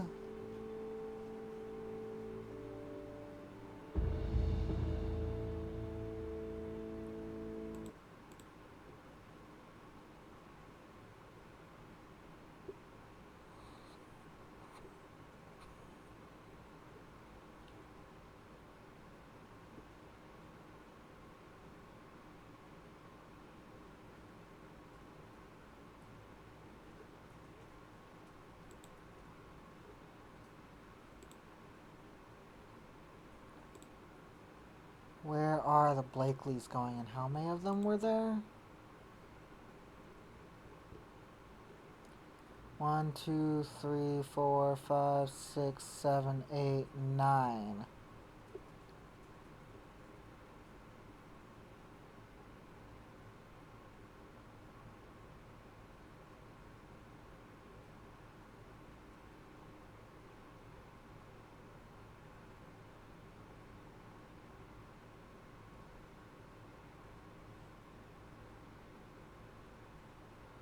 One, two, three, four, 5, 6, 7, 8, 9.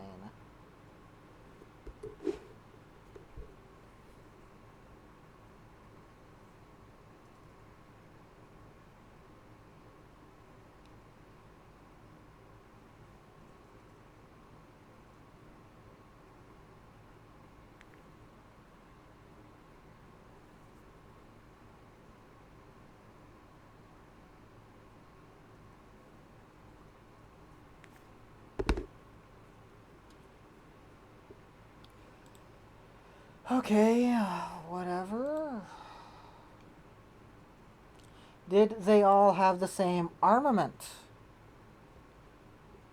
3 1-pounder guns,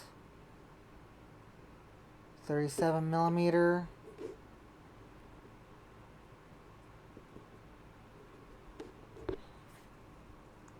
What the fuck is 37mm? Is 37mm 1.5 millimeter to inch? 37, yes.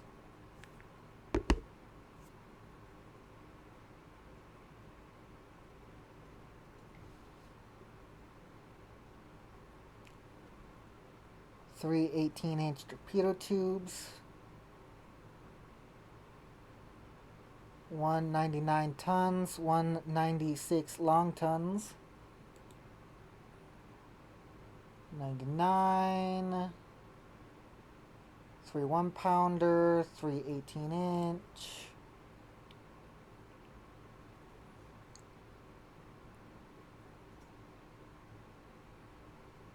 Nicholson,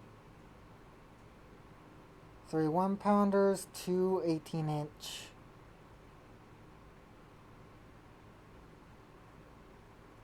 And 2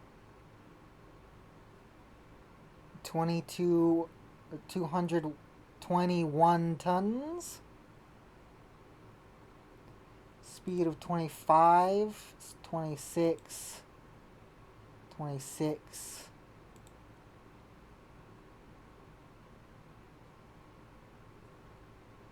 O'Brien, 3 1-pounders and 2 18-inch torpedo tubes, 25.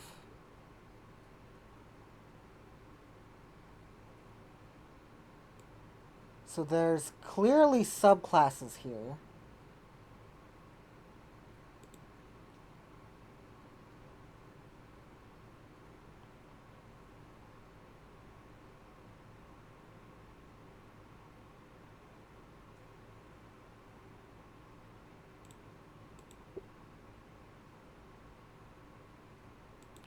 There's the Blakely subclass. Then there seems to be the Nicholson subclass, which is 25 knots and displacement larger at 220. The O'Brien is within that second subclass, which also excludes one of the previous torpedoes. Then it goes the Shubrick, which seems to be a part of the first subclass. Like 1 or 2 tons larger. And then, well, why am I not showing you? I'm being an idiot. So Blakely, DeLong seem to be of the same subclass. The Nicholson and the O'Brien seem to be of the same subclass. The Nicholson subclass here. And then the Shrewbrook seems to be of the Blakely subclass because it has the same armament and what is essentially the same tonnage here. You see, it's like 1 or so tons off. Let me re-highlight those.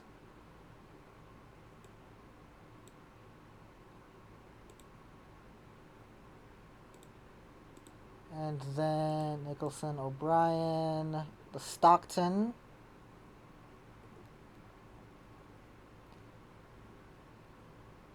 Okay. First subclass.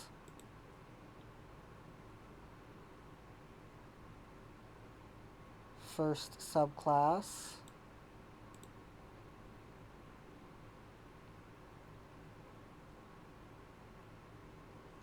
A different subclass.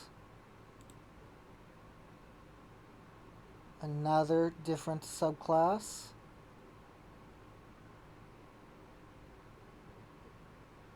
Oh, and that's the destroyer. Okay, so use the destroyer to separate them.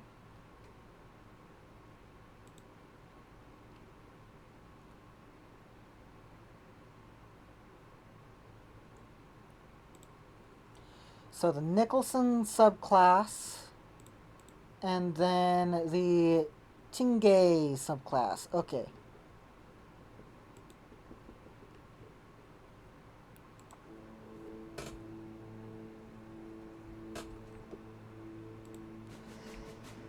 Let's make them. Make 'em.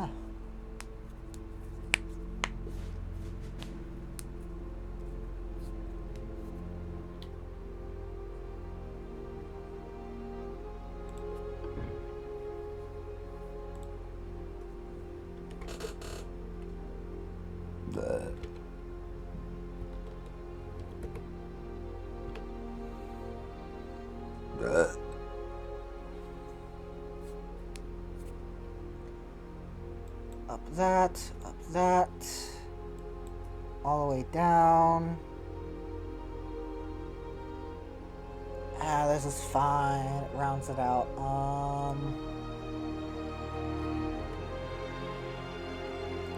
26 knots.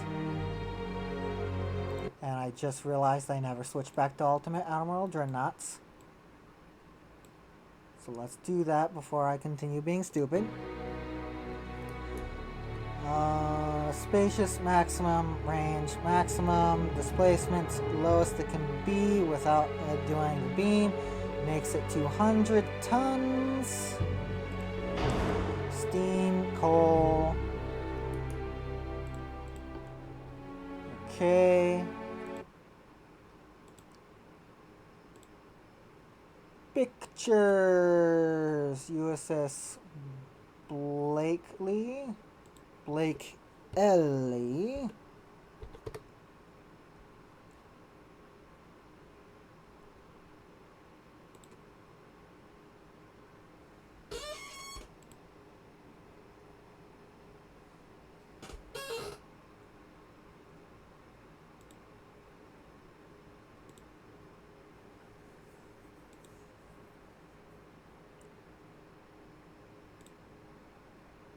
Three.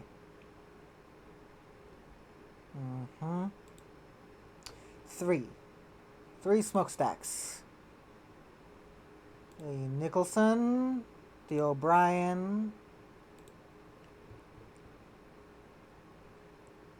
the Tingay, and the Wilkes. They all have 3 smokestacks. Just different armament and different tonnage. Okay. Then what we shall do is do that.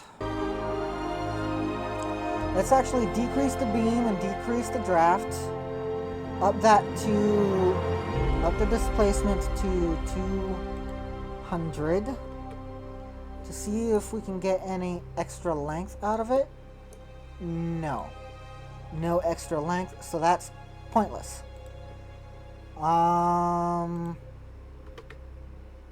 So let's use that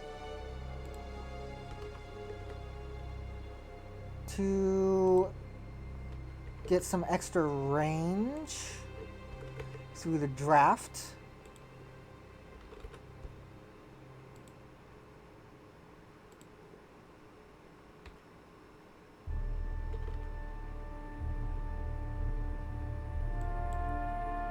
Okay, cool, awesome, going well. Then from the tower, funnels.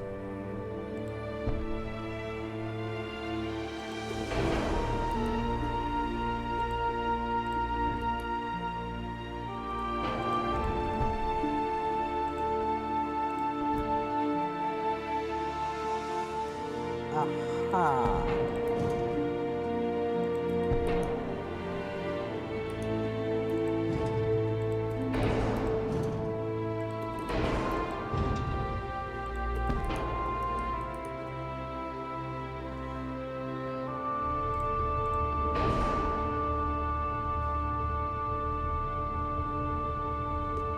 Okay.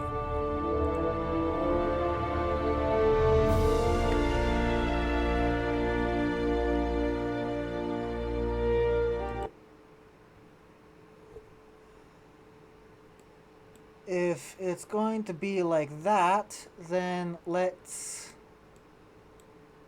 make a single subclass.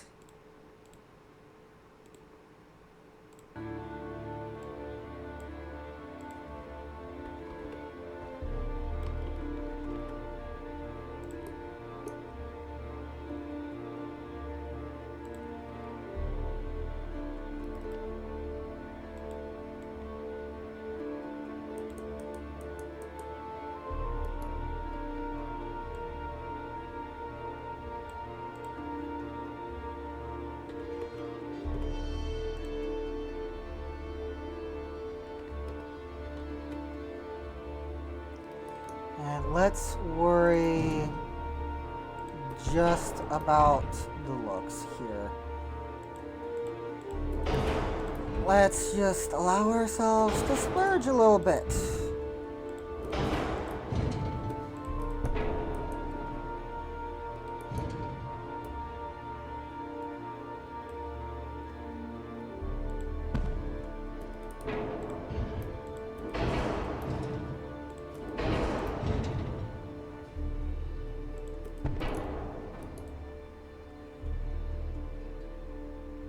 Three 1-pounders, two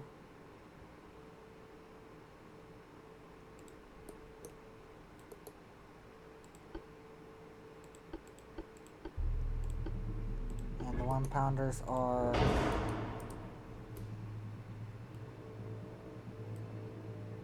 these things. Not all center mounted, so not perfect necessarily.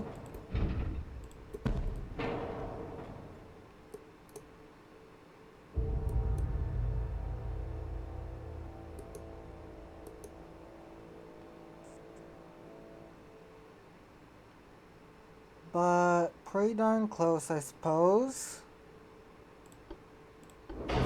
Heavy, capped.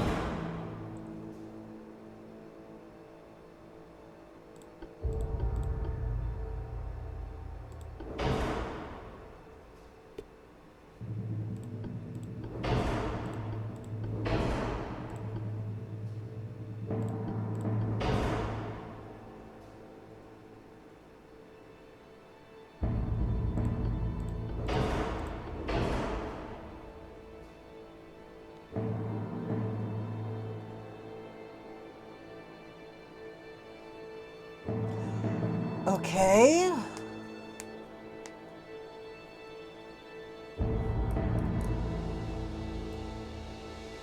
I'd say I'm fairly happy with that.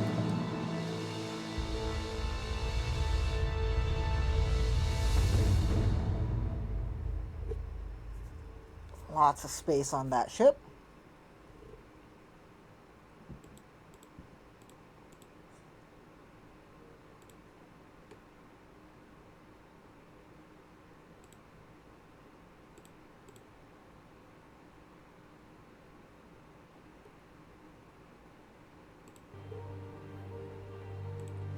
Let's see, there was 9 of them. 1, 2, 3, 4, 5, 6, 7, 8, and 9. So 7 of these.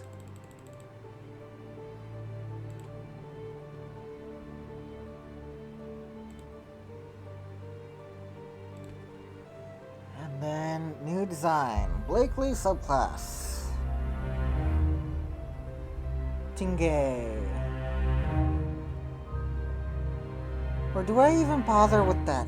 They're fucking torpedo boats.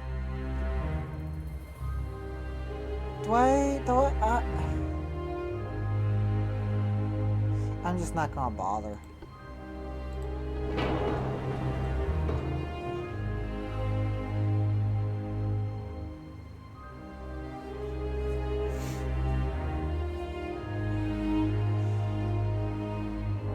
Point is, those last 2.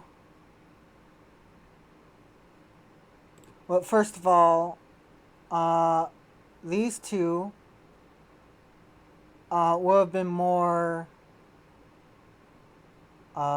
They had larger displacement and less armament.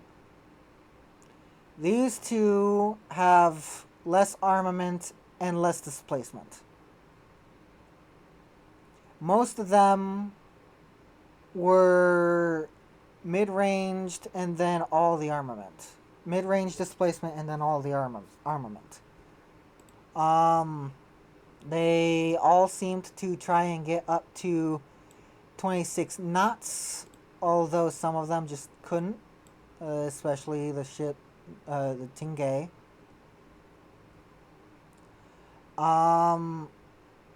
And they probably would have looked more compact if I could,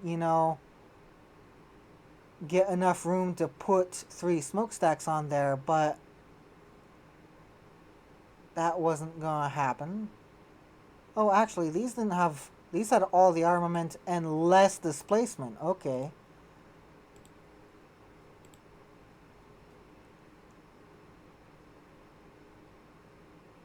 So yeah, that's definitely, the only chance I would have had would be to do the Nicholson and O'Brien class, or the Nicholson as a subclass with the O'Brien in it, because they have less armament. They have 1 less torpedo tube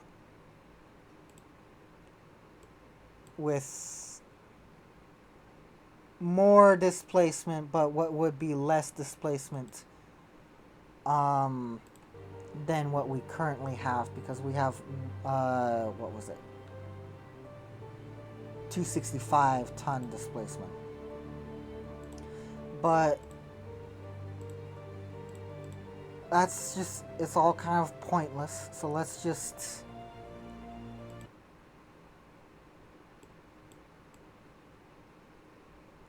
they're gonna sink anyway. They're cannon fodder. We're probably never gonna use them, and we're gonna end up scrapping them. So let's see. We got Bagley.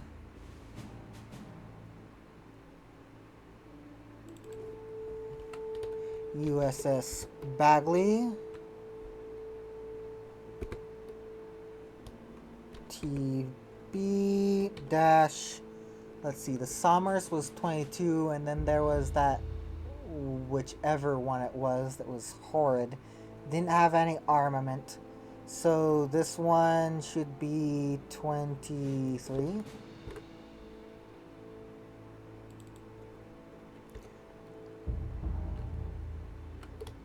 USS Somers, torpedo boat, 24, no, 22. Bagley Blakely, USS Blakely, torpedo boat, 23, 24, 25, 26.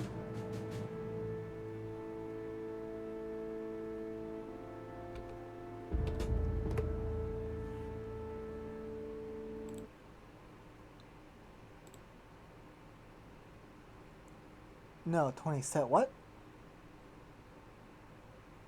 Somers 21, Bailey 21. Did I skip the Bailey?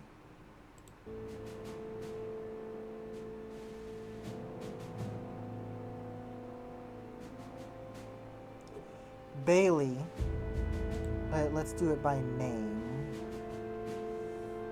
Let's see if that doesn't. Does not, okay.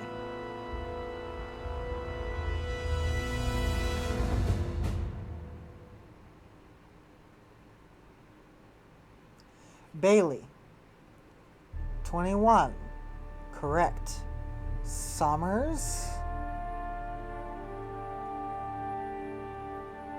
where's Somers?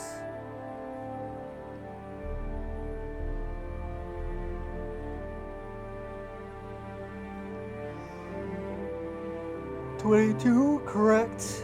Manly 23. Then Bagley.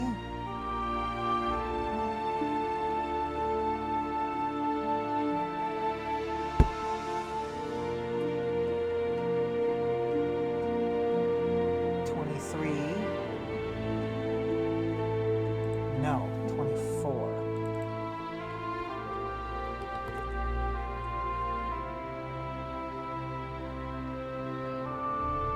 Then it's USS Barney, TB 25, right? Yup. USS Biddle,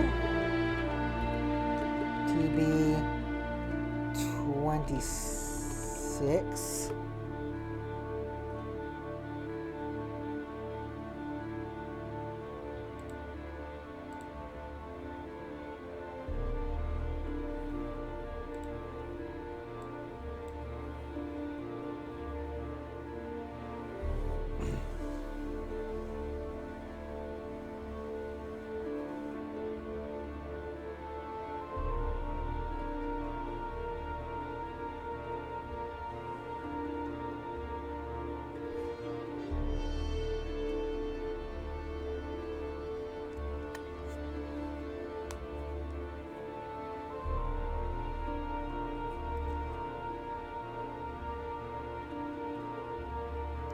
Bailey, Blakely, Barney, Biddle,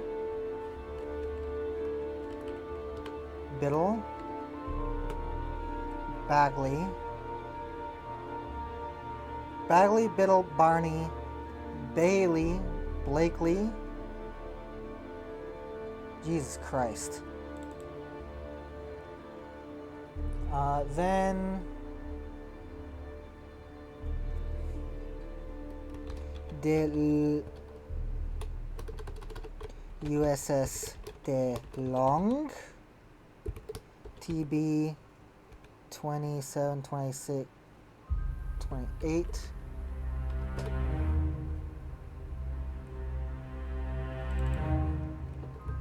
USS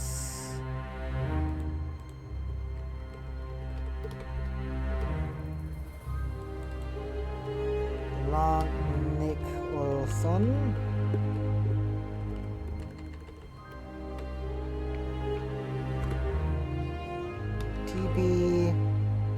29-29, USS O'Brien,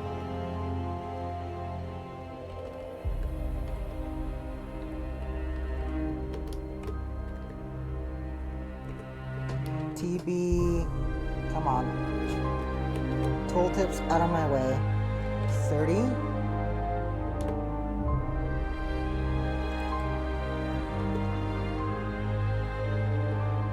USS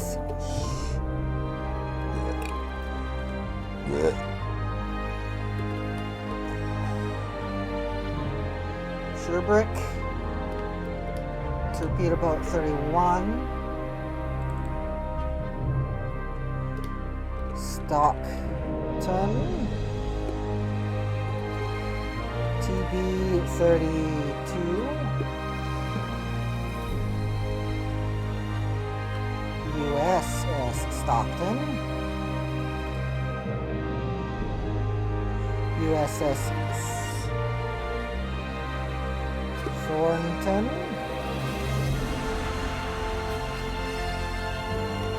torpedo boat 33, Tingey and Wilkes.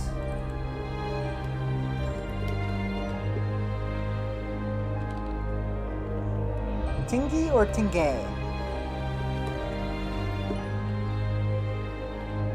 I think Tingay actually sounds better. Sounds like that's the way it would be pronounced. Then USS SSSSSSS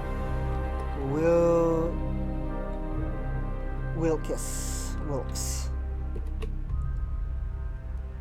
TB 35. There we go. What's the range?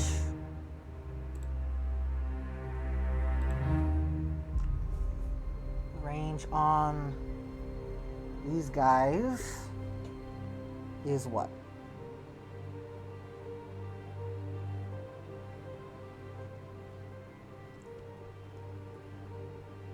Four. Range on these guys. Long ship, more streamlined, more range. I didn't actually pay attention to the range when I created them. 6. Okay. Norfolk. Other ones, Tampa. These guys, Norfolk.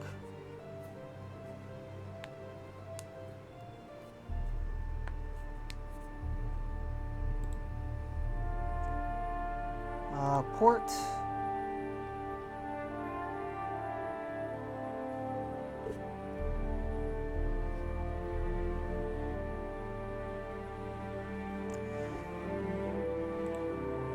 Four in Miami. Good.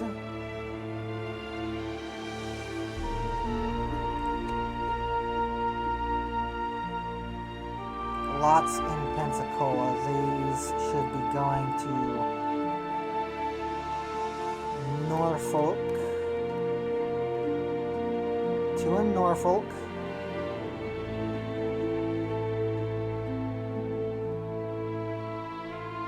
Two in Tampa.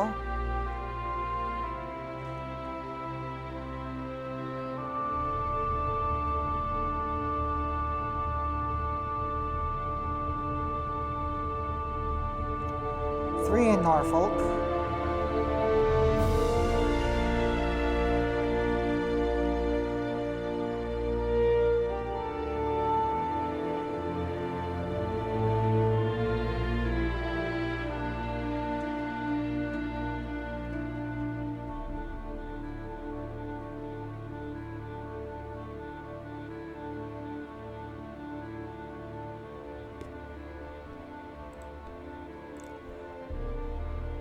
These, just dump them in Tampa.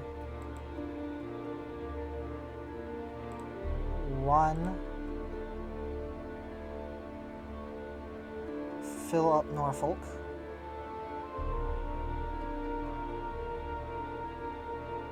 Where the fuck did you go? There you are.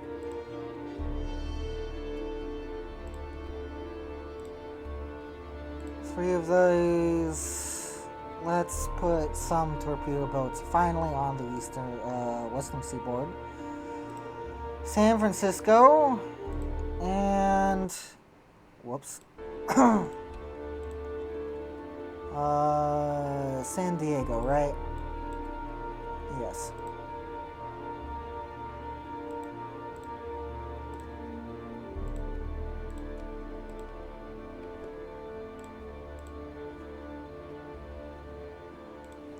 Okay. Now.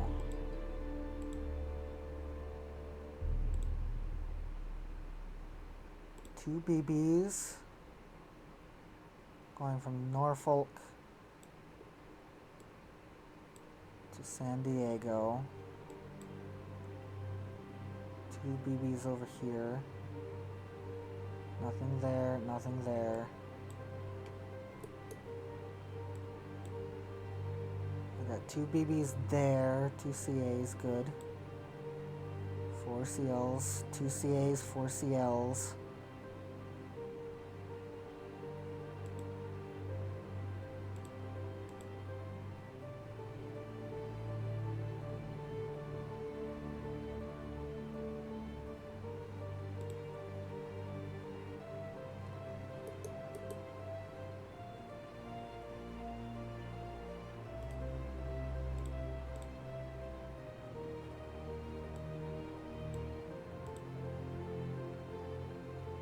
How did I manage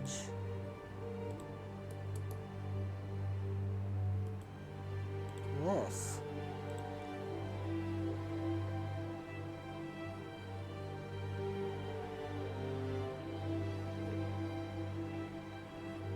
Damn it.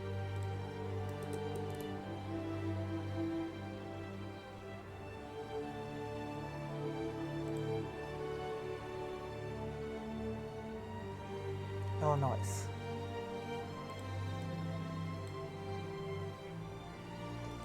To Norfolk.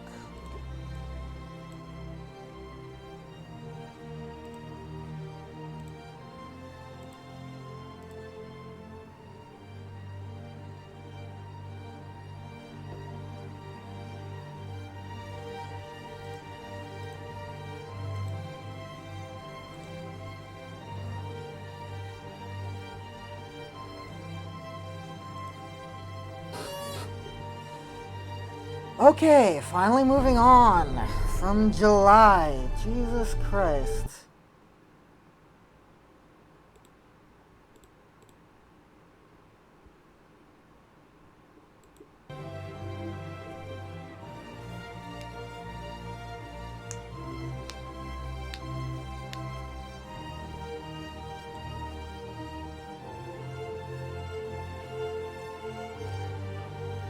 Sure, Argentina.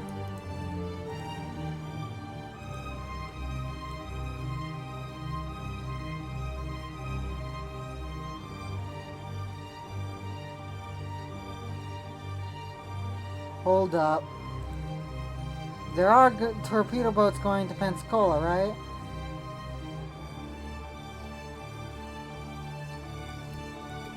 Yes, yes. Okay, good. Good. These guys, Norfolk.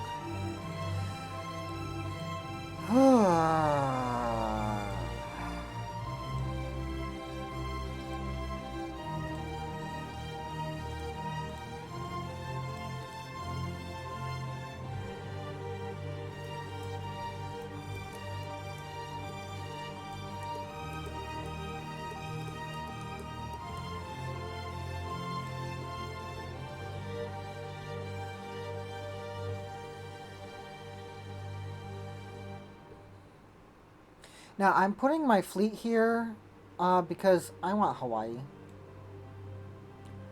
Plain and simple. I've heard, I don't know if it's necessarily true or not, but I've heard that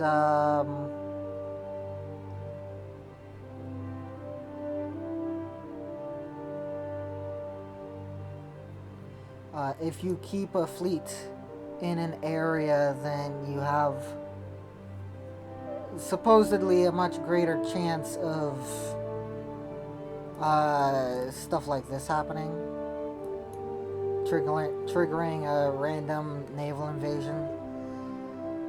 Don't know if that's true, but I'm just gonna keep those ships there. Try to make it happen.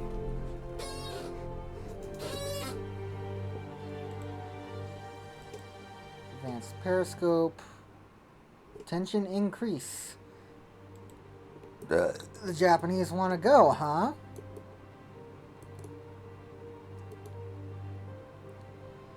Now, 1CL. There was a CA somewhere in Boston. Yes, CA. 2 there, 2 in Miami, 2 in Pensacola.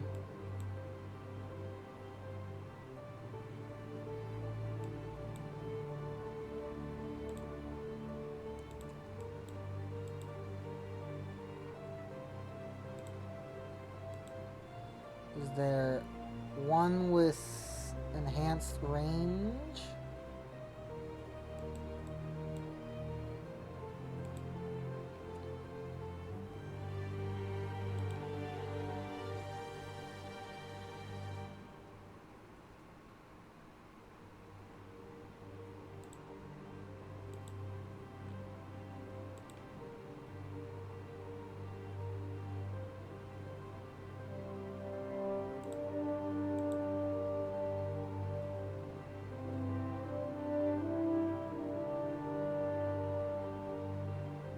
Not really. Columbia class, maybe. Perhaps I can move the Minneapolis over here.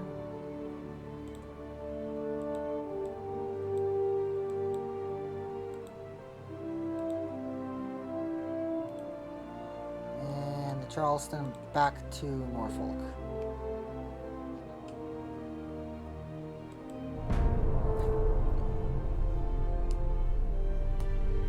I have 11 BBs. I didn't realize I had so many BBs already.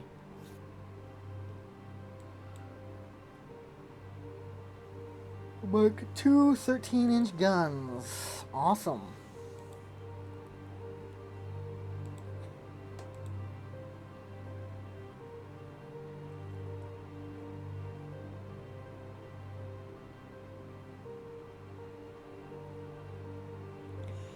Kiribati's new leader was found to support armed terrorists who disrupt the regional trade networks of the United States, increasing the tension between the two countries. The United States government decided to launch a swift military operation to occupy western Gilbert and Ellis Islands, replace the local government, and pacify the region for the coming years.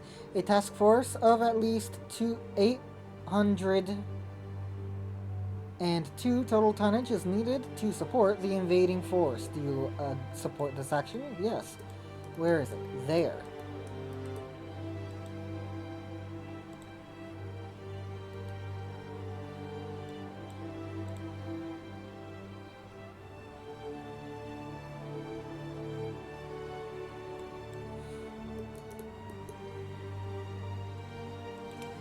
Next turn.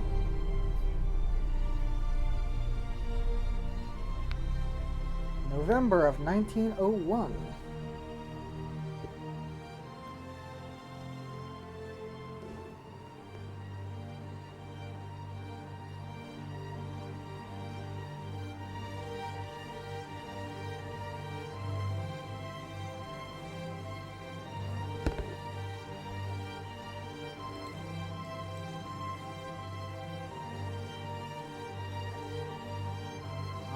Probably get there within the next turn.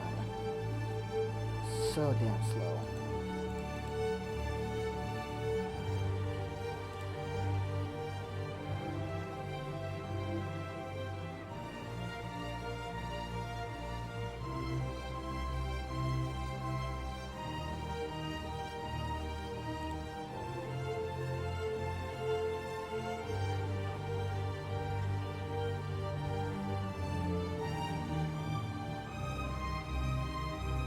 You've got to be kidding me! This is bullshit! I'm gonna have to construct so many warships ahead of schedule.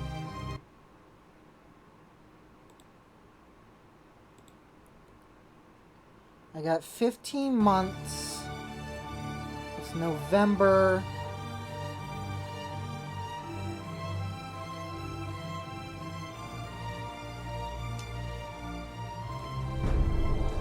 December.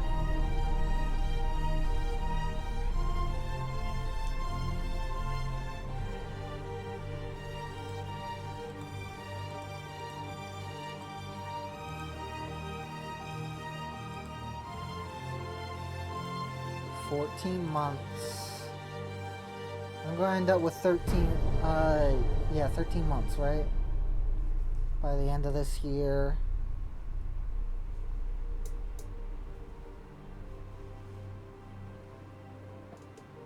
I gotta do the Virginias, the Connecticuts, and the Mississippis.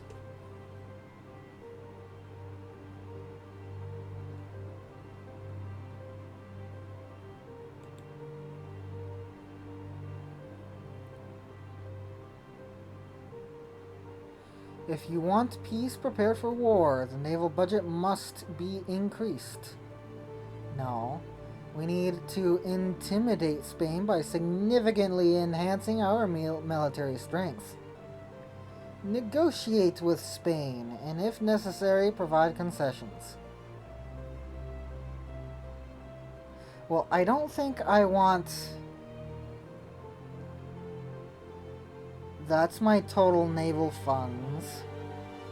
Minus 5%. Naval prestige. Relations with Spain.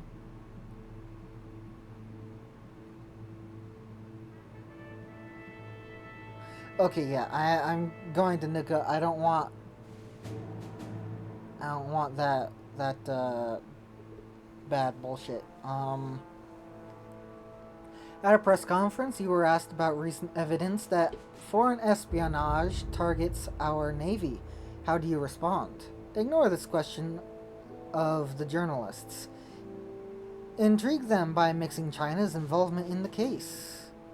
Refer to the matter as a constructed rumor made for internal political gains.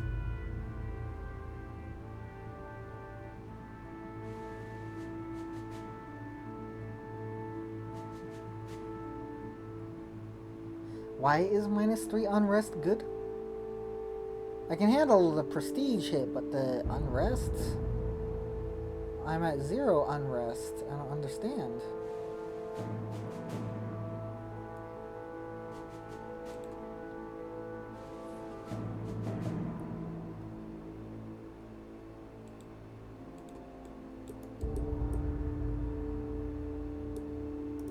How long? Okay then. Then let's do this.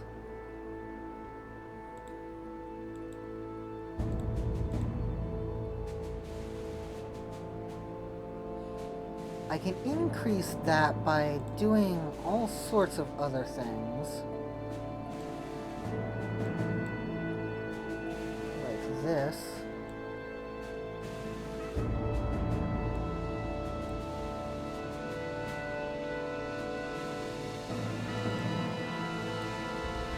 But what do I need? Do I need anything?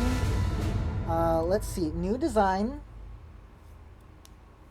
Let's try and make a Virginia.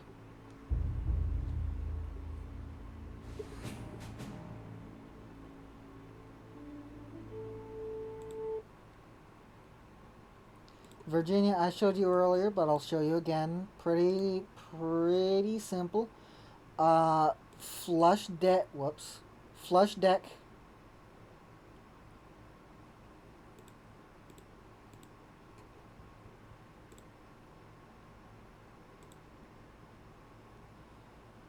The Connecticut is also flush deck. The Mississippi is not. We're probably going to have to do something about that top turret, make it smaller, or perhaps put it somewhere else on the ship.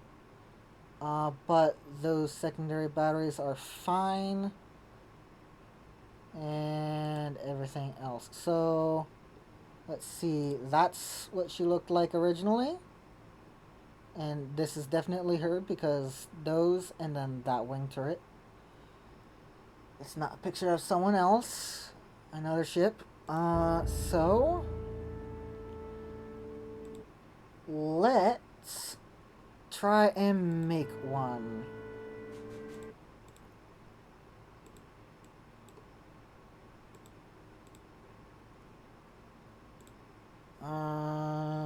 Do, do, do, do, do.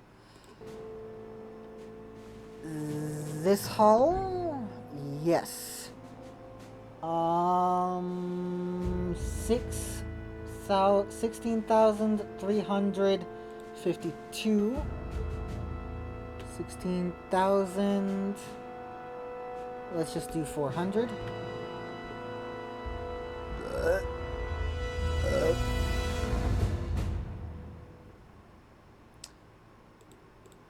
We'll fuck with the beam a little bit later. Maximum range, maximum.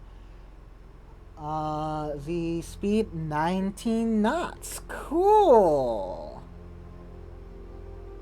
Going above and beyond just a little bit. Triple expansion. Is our auxiliary power balanced? Nope, not yet. Torpedo. Let's see. Armor. Virginia's main armor belt was 11 inches thick over the magazines and the machinery spaces and 8 inches elsewhere. It extended 3 feet above the waterline and 5 feet, 1.5 meters, below. The main battery gun turrets and the secondary turrets on top of them had 12-inch thick faces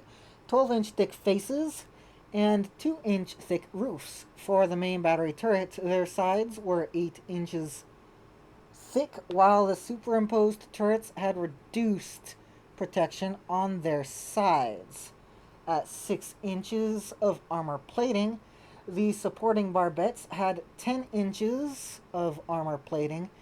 The 2 waist turrets had 6.5 inch thick faces, 6-inch thick sides, and 2-inch thick roofs. 6-inch thick armor plating protected the casemate guns. The conning tower had 9-inch. It says nothing about the grade. What came before Virginia? The Illinois? No, the Maine. The Maine. The ship's armor consisted of both Krupp and cemented Harvey steel. Their main armored belt was 11 inches thick over the magazines and the machinery spaces and tapered down to... Okay. The ships of the main class, waterline, displaced, metacentric height, they had a forecastle deck, main mast as built, they were fitted with heavy military masts with fighting tops, but these were replaced with cage masts in 1909. They had a crew of 40 officers and 521 enlisted men. Triple expansion. Top speed. Long tons. Missouri had capacity. And Ohio could store 9,100 km. Single rudder and ships had turning radius of, okay, armament. Steel.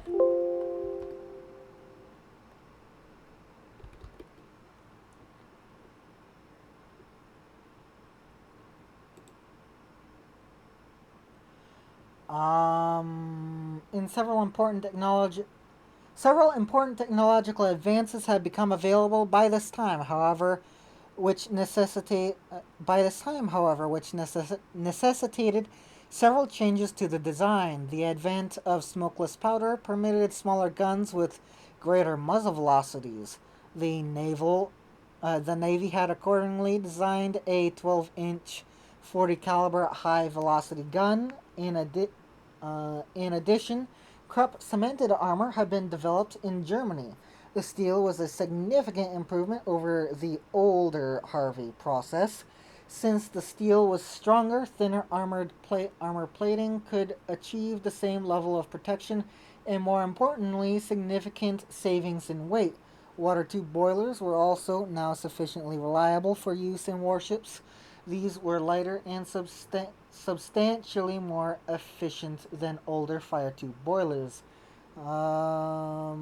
Okay. Then after that came the Virginia. So they were doing partial Krupp. I suppose now we'll do full Krupp. Oh god. I just realized. I hope the music... I should probably put headphones on. I'm an idiot. Hopefully the mic doesn't pick that up too well. Armor, 11-inch magazines elsewhere. So, no, not 7, 8. Yikes.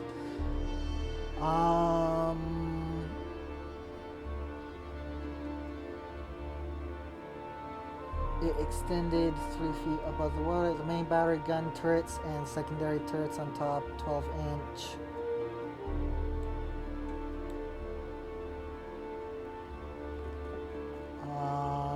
Thick faces, thick roofs for main battery turrets. Their sides were the Supreme barbettes, thick faces, 6-inch thick armor plating protecting the casement guns. Conning tower had 9 inches. Ship's decks ranged from 3 inches to 1.5 inches, and they were sloped on the sides to connect with the lower edge of the main belt. So 3 to 1.5.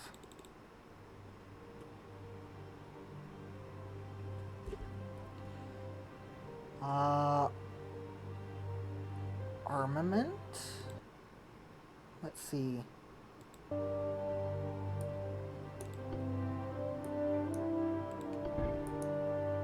Let's look at this first.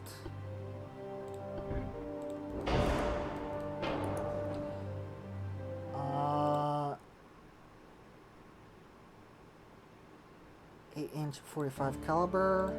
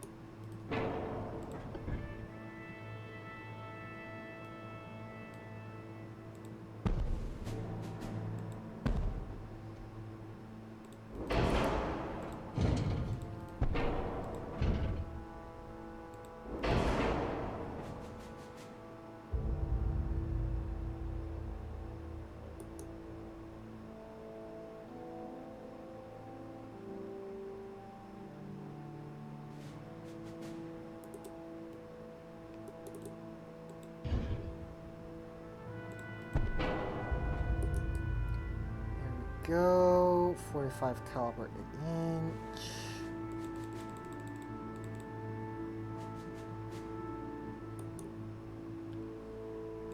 Main guns. What were they? 12-inch? Yup, 4 12-inch.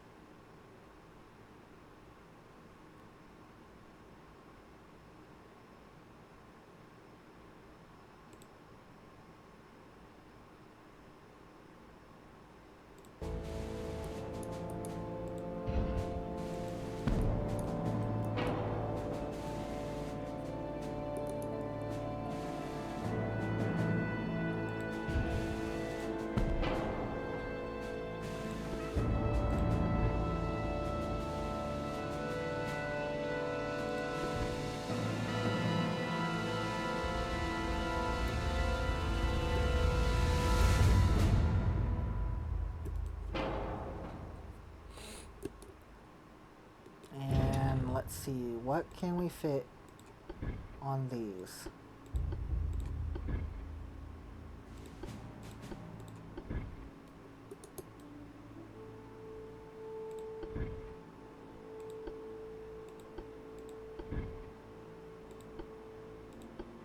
Huh? Oh my god, okay. Then what we are going to be doing is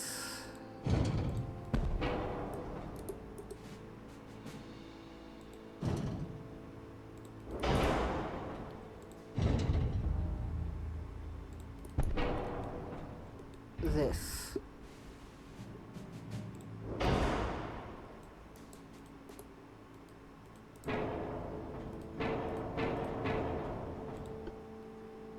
Can we manage to stuff these in? Possibly.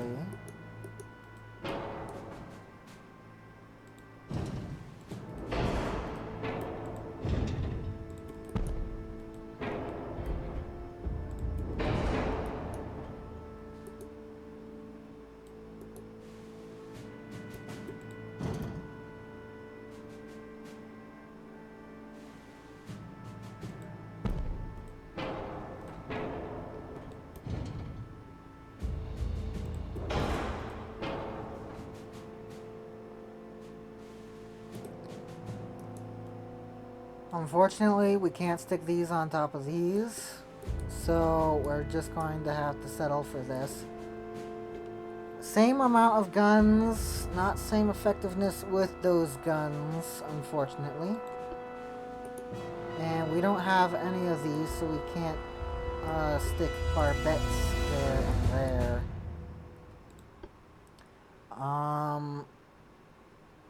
Next. The ships were armed with a main battery of 4 12-inch 40 caliber guns. 12-inch 40 caliber. What are we at right now? 51.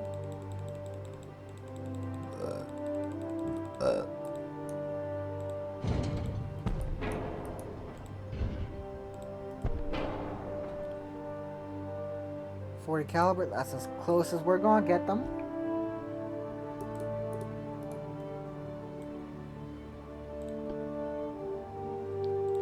Settings. Advanced. Increase HP. Increase HE.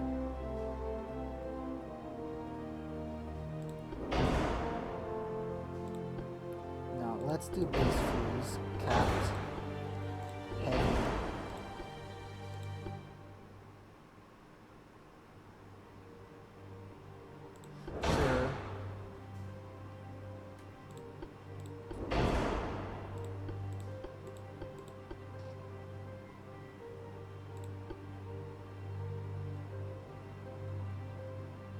Range?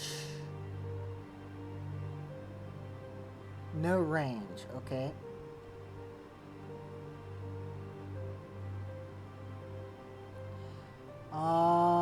The guns fired a 180 or 170 pound shell, or 870 pound shell, sorry.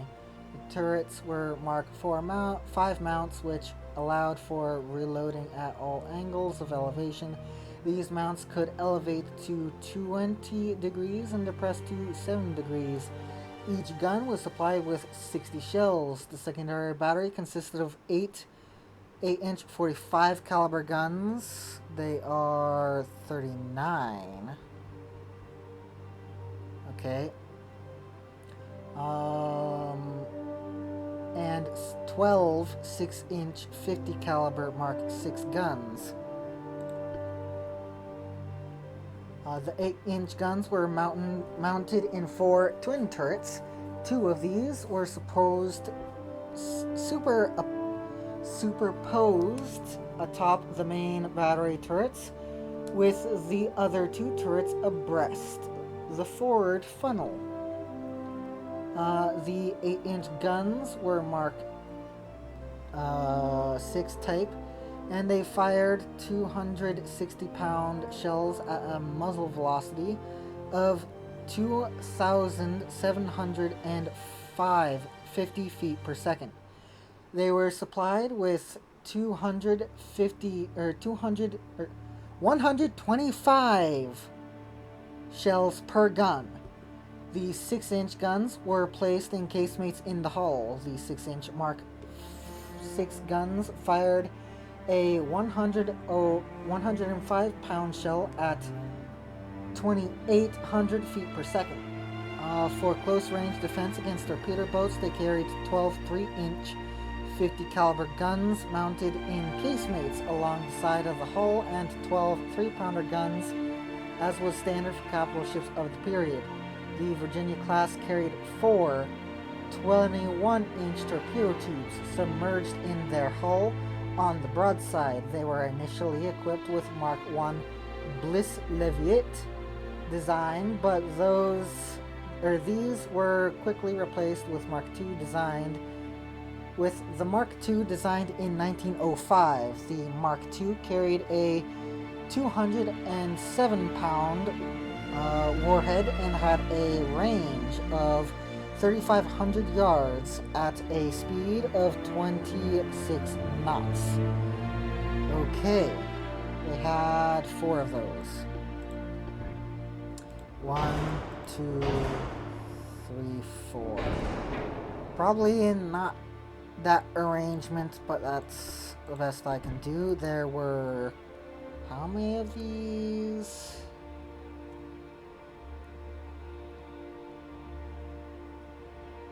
12. 2, 4, 6, 8, 9, 10, 11, 12.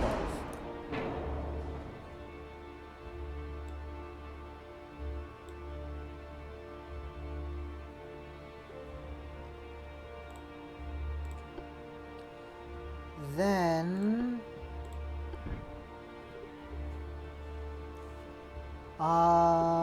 they carried 12 3-inch 50 caliber gun mounts. Okay, so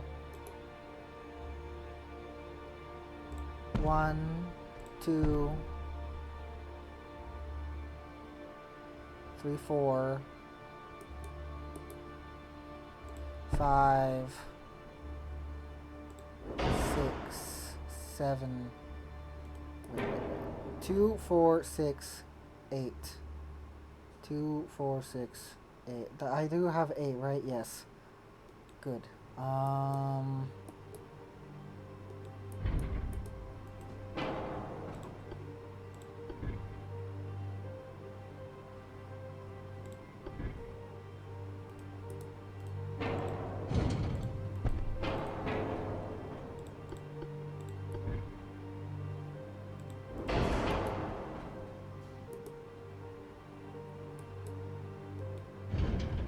This should have... Nope. No fighting tops. Okay. Apparently not. 3. 1, 2, 3, 4, 5, 6. 6 plus 8, 14.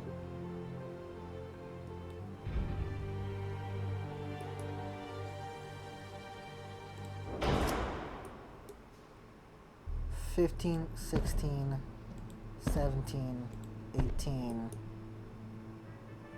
Wait. 12.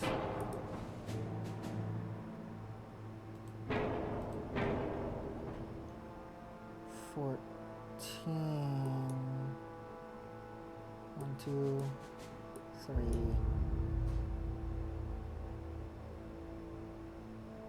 Let's get rid of those. Get rid of those. There we go, we got 12. Okay. That was much more simple than I thought it would be. Okay.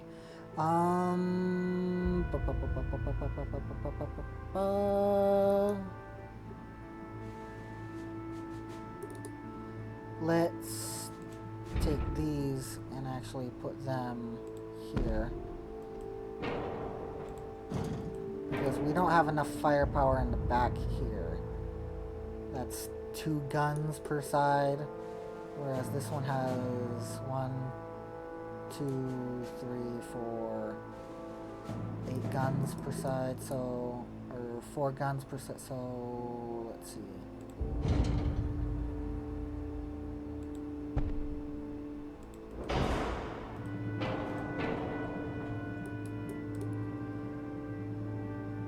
That's a gun that can fire not directly backwards, but somewhat directly. That's 6 guns. 6 guns, okay.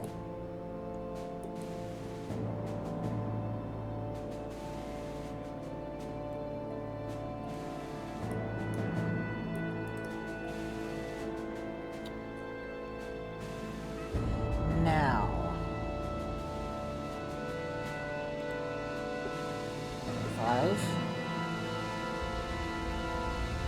Armor. The belt was 11 inches. It extended 3 feet.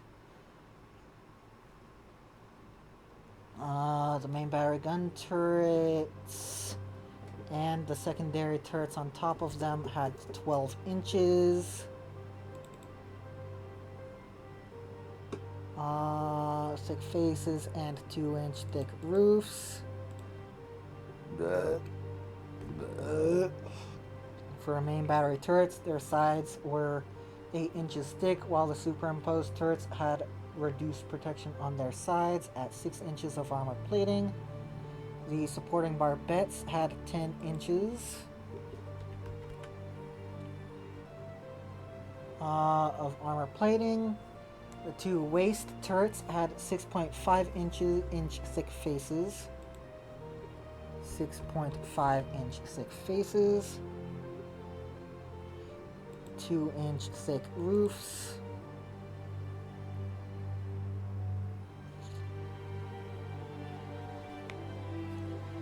Uh, 6-inch thick armor plating protected casemate guns.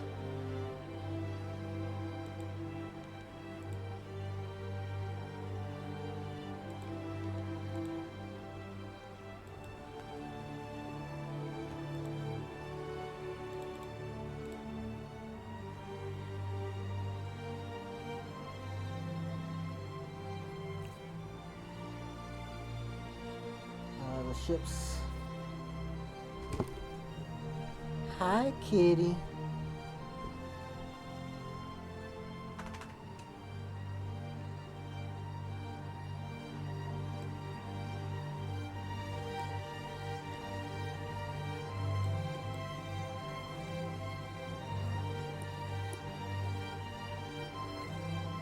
What caliber are these guns?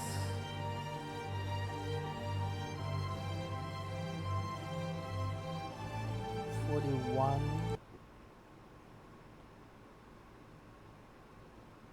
50,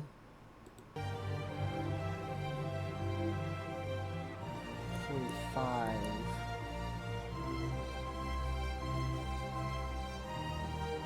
for the 8-inch guns.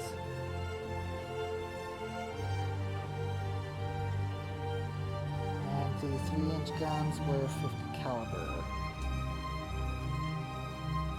30, 34.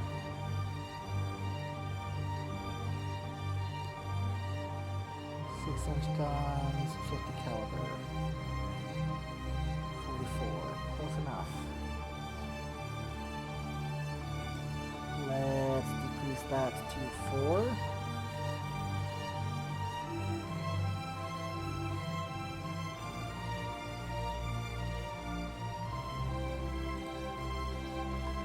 Five.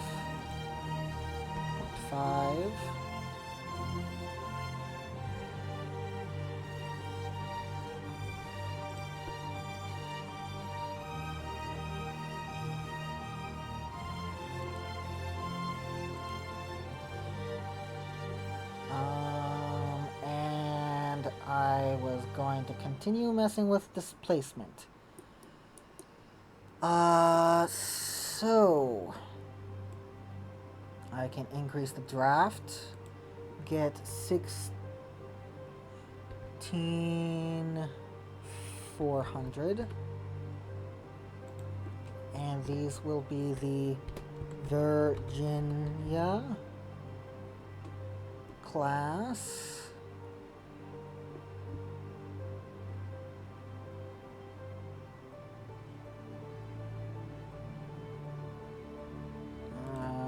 Let's not make them spacious. Can we put more fuel on? No. Boost. Cool, that puts our stuff up.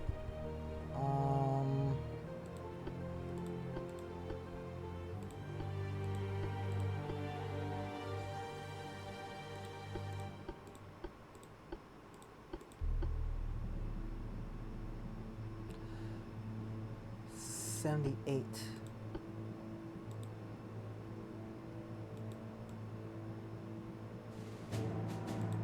Apply.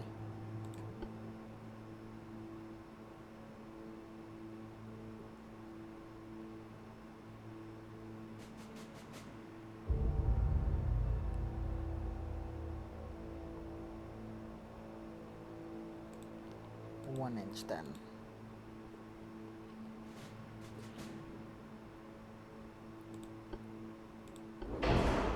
Get rid of the hydraulic freaking turrets. And we're underweight. These were, they were like 21 inch, weren't they? Yeah. Can't get up there, unfortunately. But what we do have are 5 Virginia-class battleships that have a shit ton of range. And what we can do... yeah, we can put them on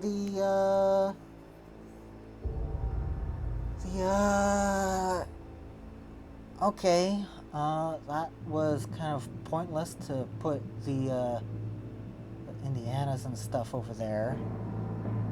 Because these have better speed now. Excuse me.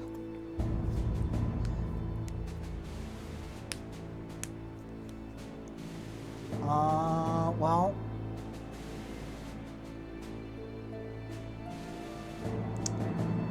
Let's finish the design. Exit.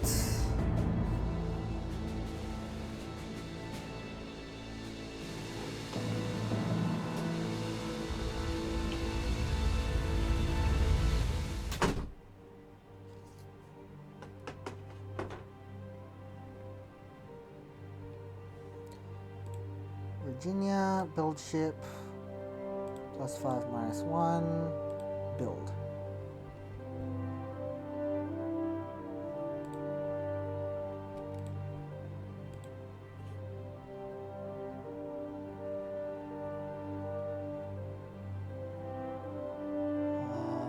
San Francisco, yep.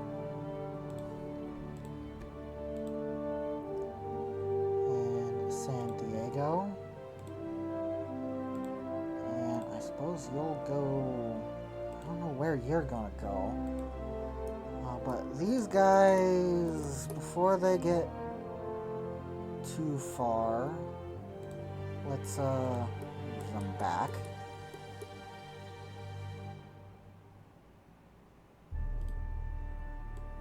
Indiana and Oregon.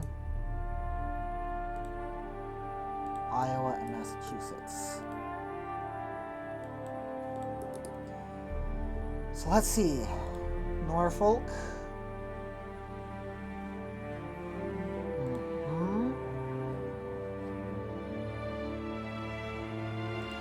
Pensacola.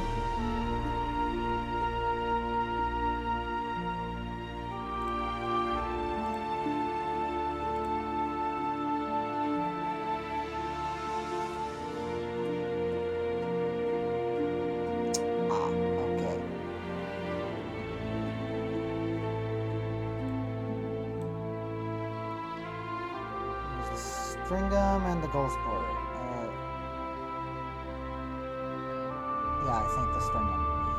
So 1, 2, up to Norfolk.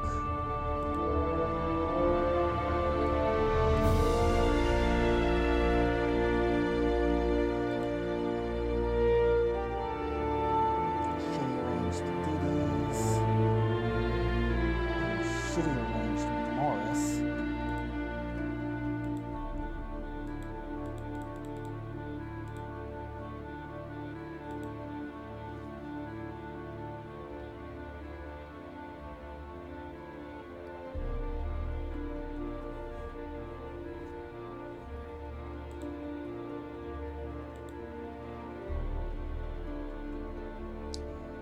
Alabama and Wisconsin, Illinois class warships.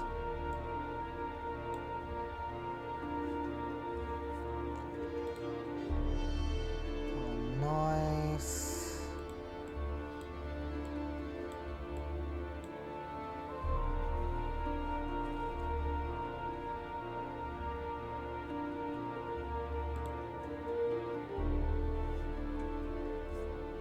USS Indiana 9000.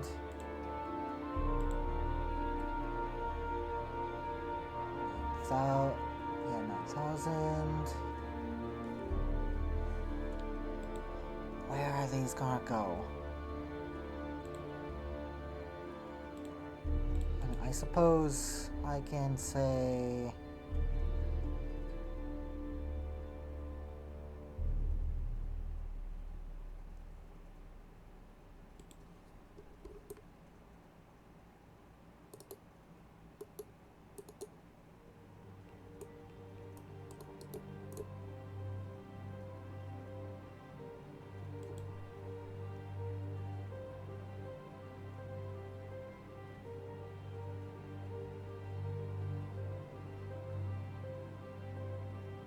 damn. Why are the Illinois so shitty? What did I do to them?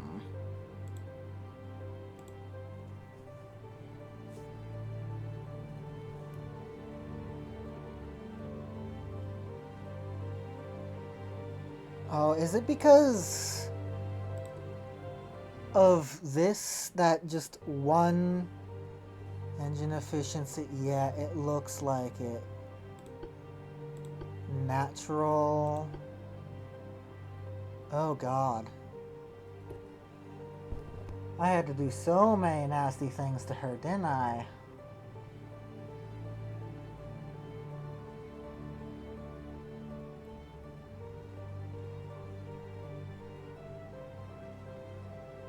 Probably mainly because I had to use Harvey armor. Couldn't use better gun reload. Yeah, so those three ships are gonna be like that for a while.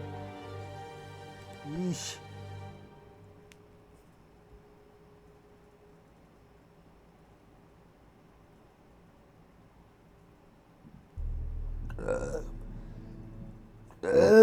Excuse me.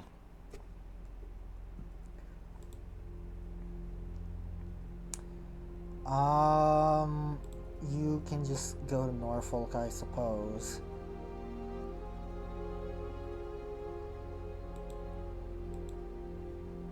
Fill up that area. You guys, Tampa, and you guys,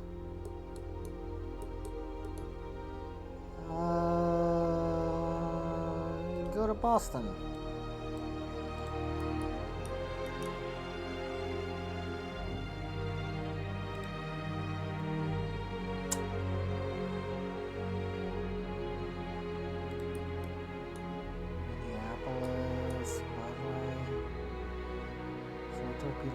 Four torpedo boats, 6 torpedo boats, 4 CLs, 2 CAs, 5 torpedo boats, 4 torpedo boats, 2 torpedo boats, 1 CL,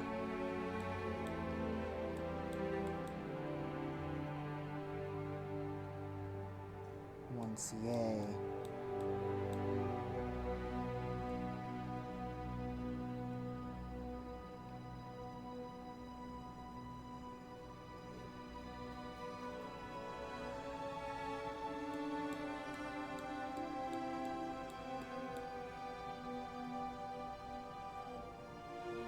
Okay. Well, we got the Virginias. What's next?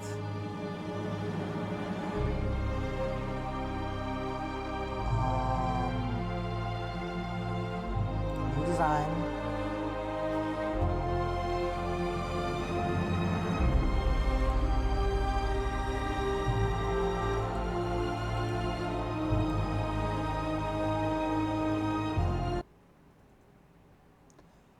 The Connecticut class.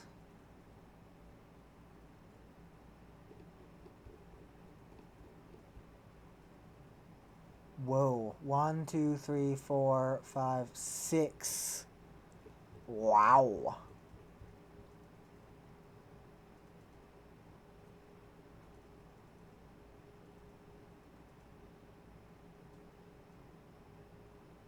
$18 knots. Triple expansion.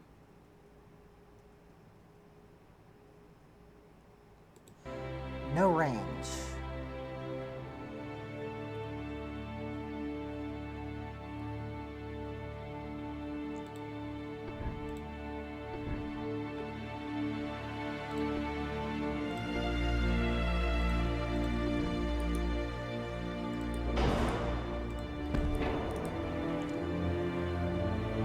Those down. Then let me show you pictures.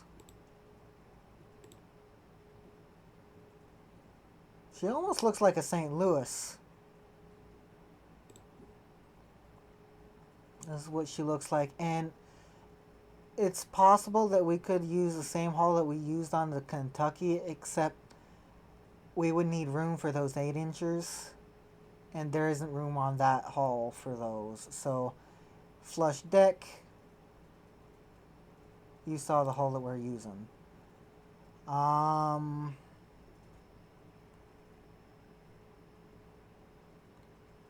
Okay. Triple expansion, yada yada yada. Armament, the ship. Well, let's do this first.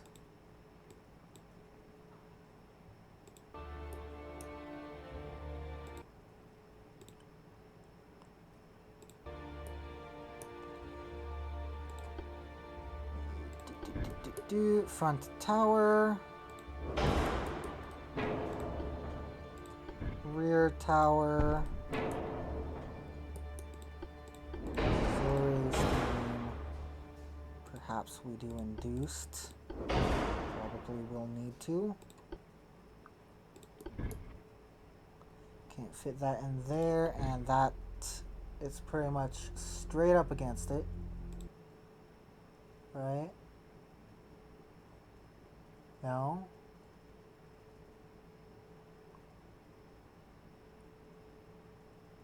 Not on this version. Yes, not on this version. So it'll be more like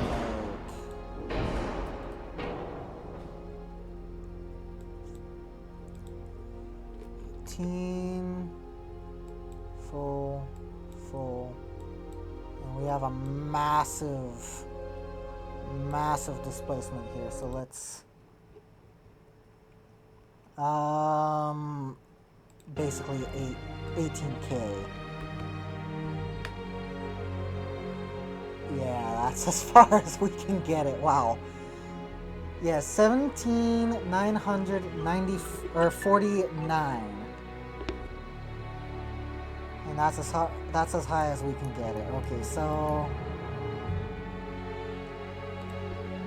crop.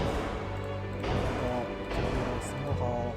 First bulkheads, Citadel, hydraulics. There's that. Those. That.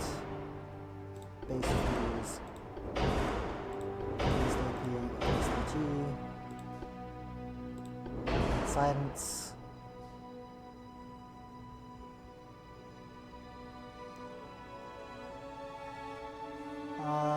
The first two ships' main armor belt was 11 inches thick over the machinery spaces and reduced to 9 inches abreast of the main battery turrets. This portion of the belt was 200 feet long and 9 feet 3 inches wide on either end of the ship. On either end of the ship, the belt thinned first to 7 inches, then to 5 inches, and finally 4 inches at the bow and stern. 4 inches, 4 inches, 11 inches.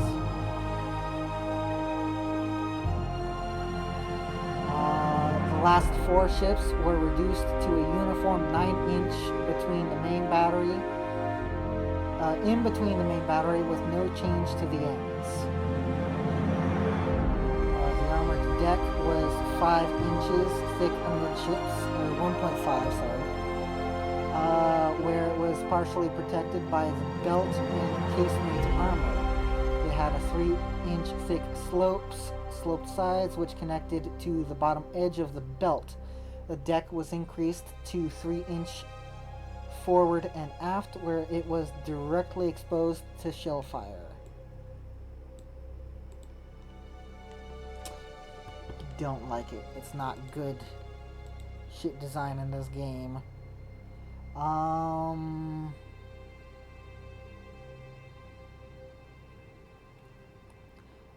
Where it was directly also with 3-inch thick sloped sides. New Hampshire's belt was slightly shortened to permit a thicker deck over the magazines.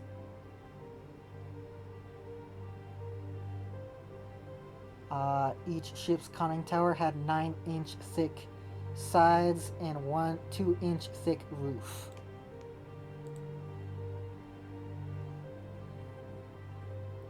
The main battery guns had 11-inch thick faces with 9-inch thick sides and 2.5-inch thick roofs. The supporting barbettes had 10 inches of armor plating, reduced to 6 inches of armor plating, reduced to 6 inches, and then it doesn't say where it was reduced to 6 inches. What part of the barbette? I assume it's like the ones facing forward and aft, those parts, but it doesn't directly say. The secondary turrets had 6.5 inches of frontal armor with 6 inches on the sides and 2-inch thick roofs. Their barbettes were given 6 inches of armor plating on the outboard sides and 4 inches inboard. The casemates for the 7-inch guns were 7-inch thick and below the gun ports. The casemates reduced slightly. Okay, let's look at the armaments then. Before we do that, can we that, and then that, and that, and then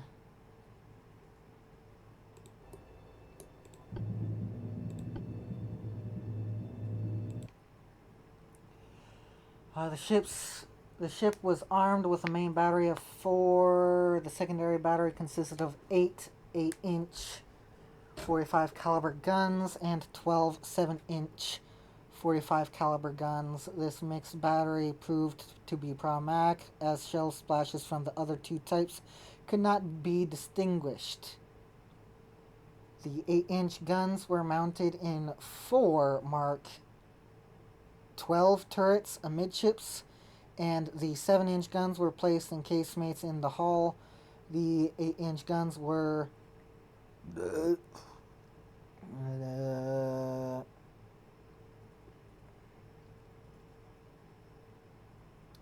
okay, can we put 7-inch guns on this? No. We can, actually. 12 of them. 1, 2, 3, 4, 5, and 6. And then just increase the diameter. The length was 45 caliber. 12 6.9 inch 45 caliber. 44 caliber, good enough. The 45 caliber on these.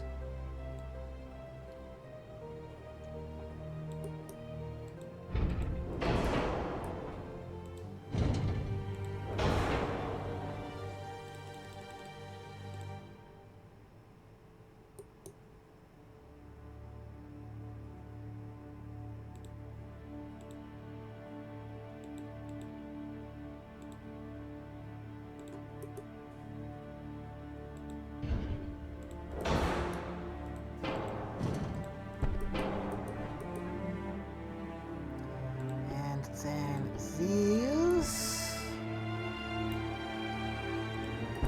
we can stick.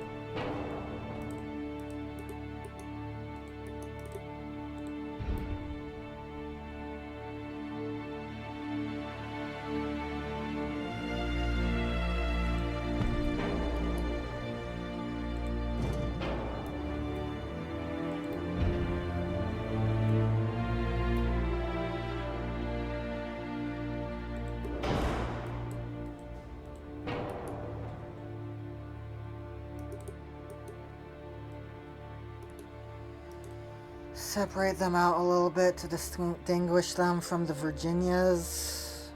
Unfortunately, we had to do that bullshit with the Virginias. I don't like it. I don't like it. I don't like it.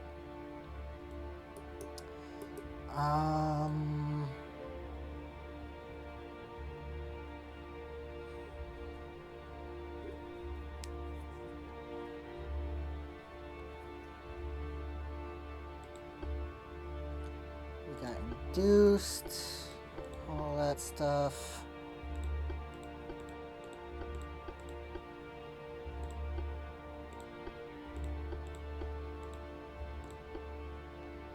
Enhanced, built.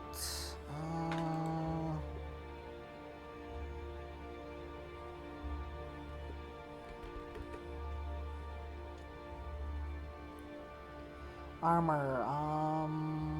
The main battery guns had 11 inch thick faces with 9 inch the secondary turrets had 6.5 inches of frontal armor with 6 inches on the sides and 2 inches on the roofs.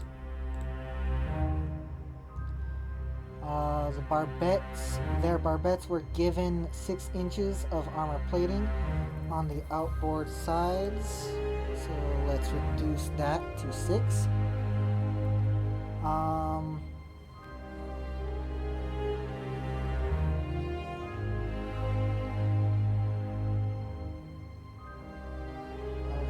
plating on the outboard sides and 4 inches. Inboard, the casemates for the 7-inch guns were 7 inches thick and below the gun ports. So 7 inches thick and below the gun. Let's do that.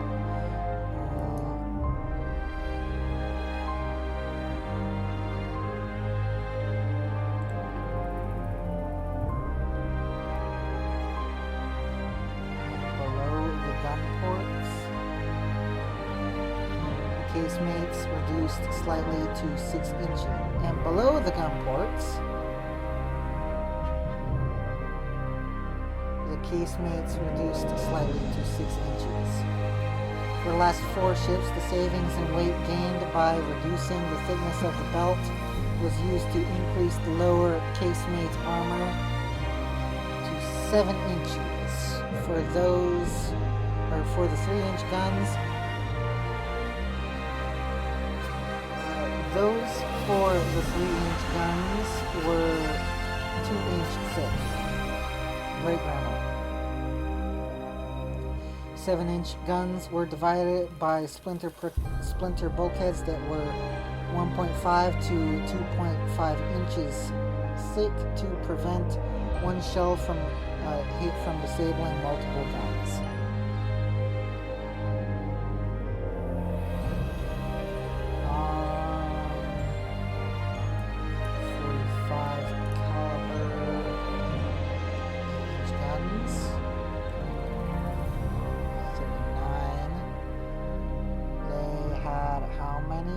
Guns.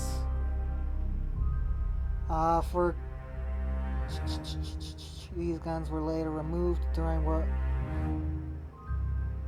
The 8-inch guns were the Mark 6 type, and they fired shells at a muzzle velocity of yada yada yada.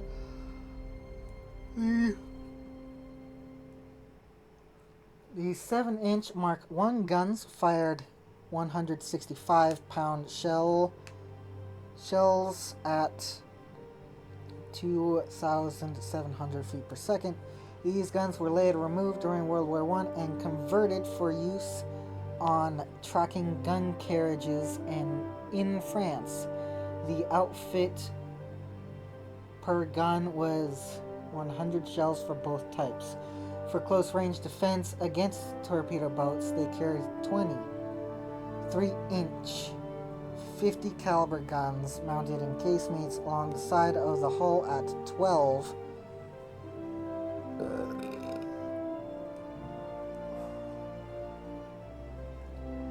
and 12 1.9-inch 3-pounder guns. They also carried 4 37mm 1.5-inch 1-pounder guns, as was standard for the capital ships of the period. The Connecticut class carried 4 21-inch torpedo tubes submerged in their hulls on the broadside. Well, I'm not going to be able to use 4 on the broadside, but I can give them 4.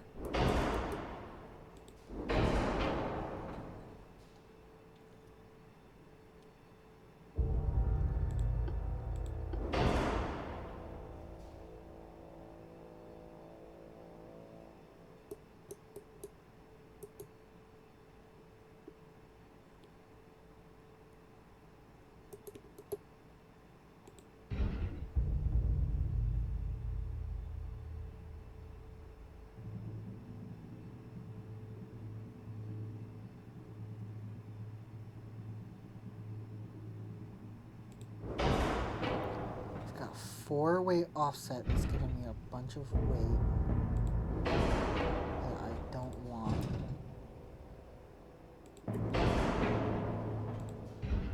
Now it's an aft-way offset. Sorry, I'm getting distracted here. I know I am.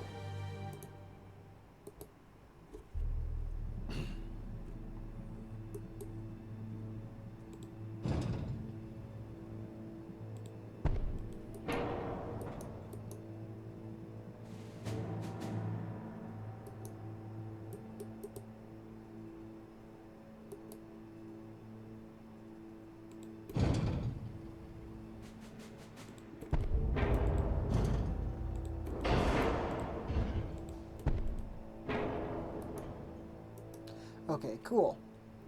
For close range defense, they carried 20. Oh, Jesus Christ. Let's get rid of spacious. Let's get rid of that crap ton of range.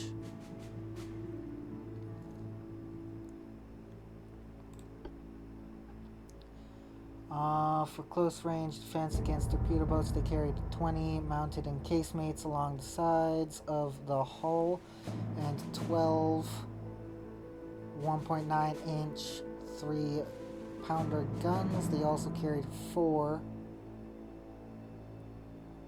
37 millimeter 1-pounder guns, as was standard.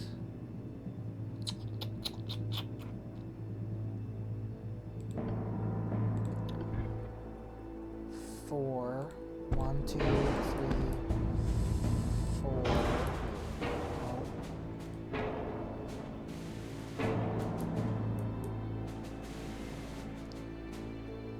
That's 4, and then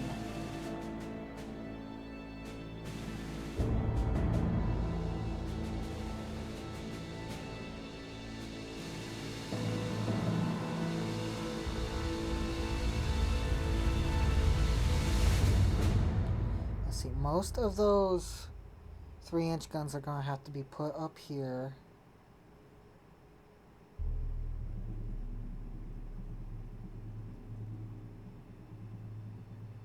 I'm going to have to make as many. Okay, so let's not go with the smaller guns for now. Let's go with the larger ones.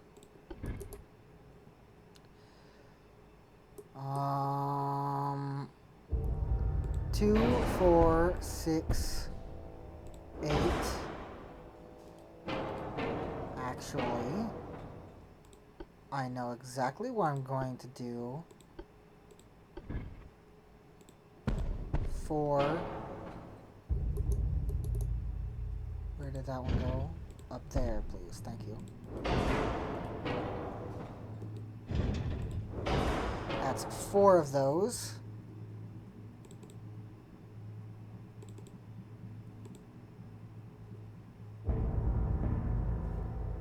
1.5-inch guns.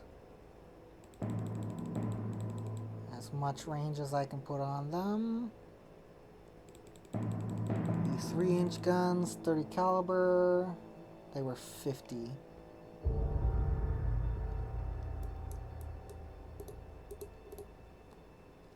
That's 4 of those.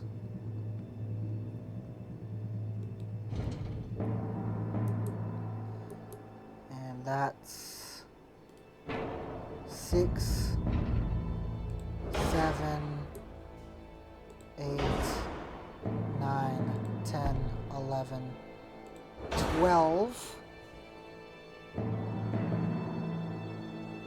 And they carried 20 of these.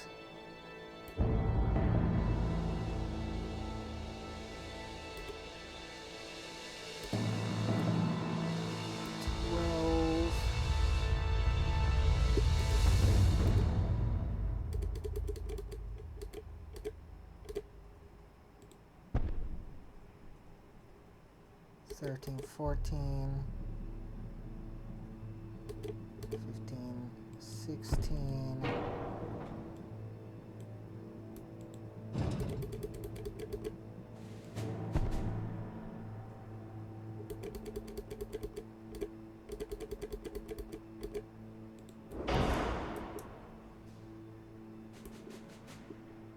Seventeen, 18,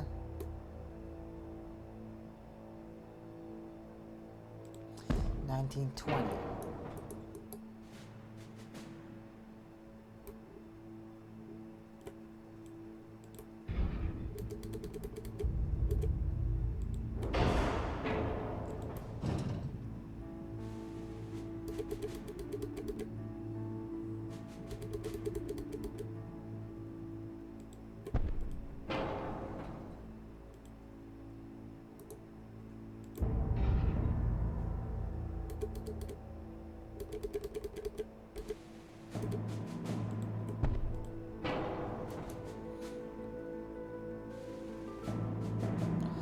Okay, and then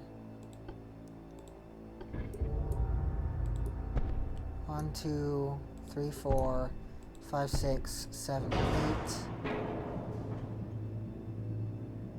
2.9 inches.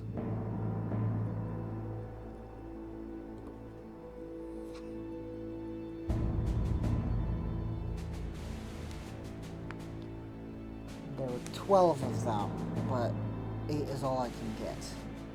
I've already used up that slot there.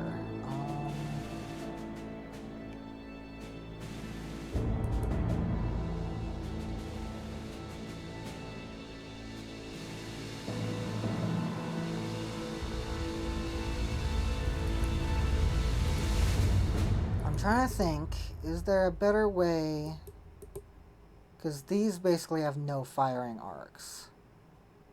And they're also interfering with the firing arcs of these guns.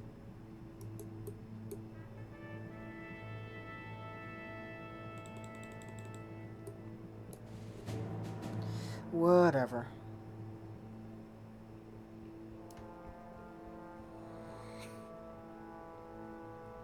The Connecticut class. Connecticut.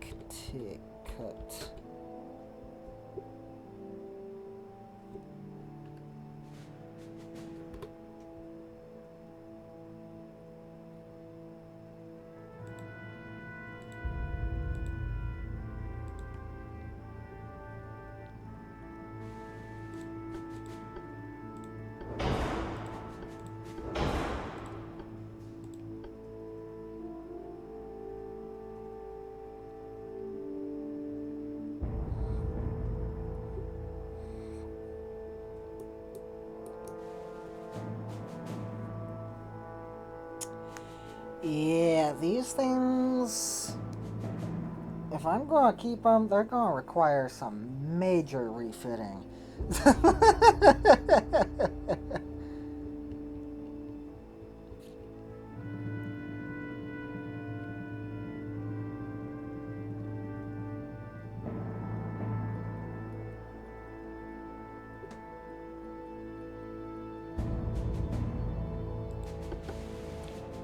Save, and let's build 6 of them.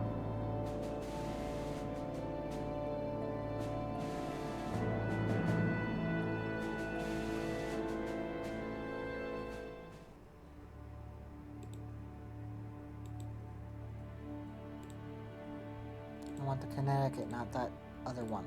There we go, 6. Don't know where they're gonna go. But, yep, definitely over. So, hey, look at this. We're, suspending construction.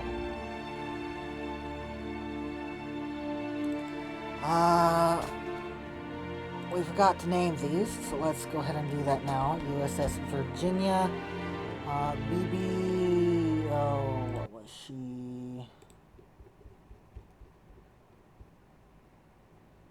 13, 14, 15, 16, and 17.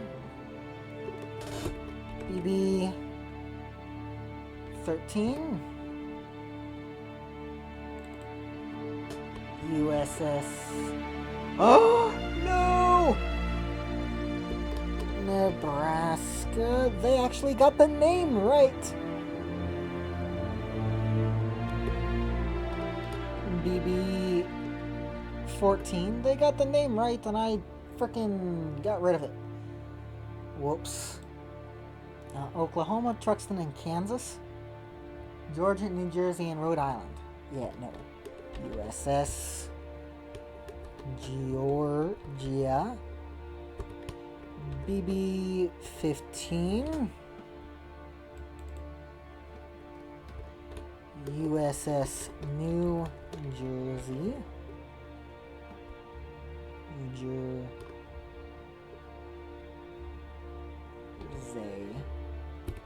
BB 16. And USS Rhode Island. BB 17.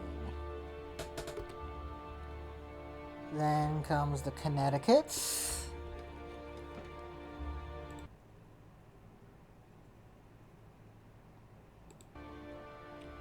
With the USS Connecticut BB 18. Long Beach, Vermont, Kansas, Minnesota, New Hampshire. Holy shit, we got a New Hampshire, okay. USS New Hampshire. BB... BNB, no. BB 25. Minnesota, Kansas, Vermont, Louisiana. Alright. USS Louisiana.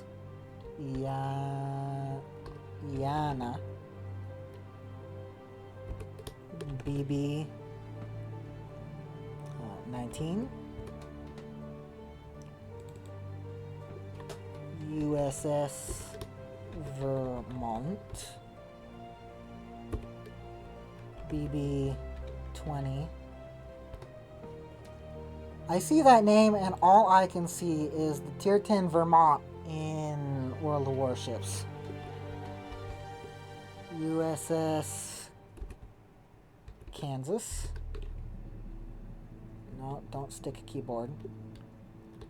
I have a very odd shift key. Kansas. BB 21.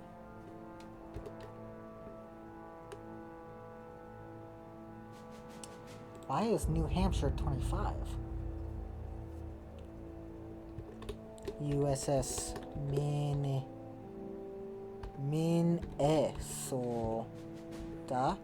Minnesota. BB 22.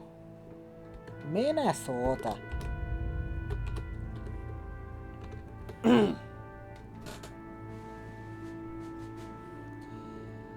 Alright. They were all laid down more or less sometime this year, except for the New Hampshire. Between this year and next year. The Virginias were... They were laid down...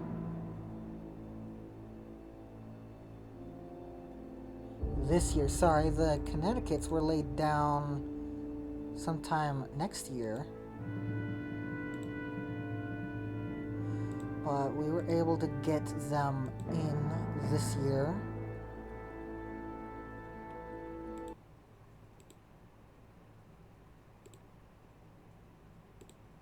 And then lastly is the Mississippi.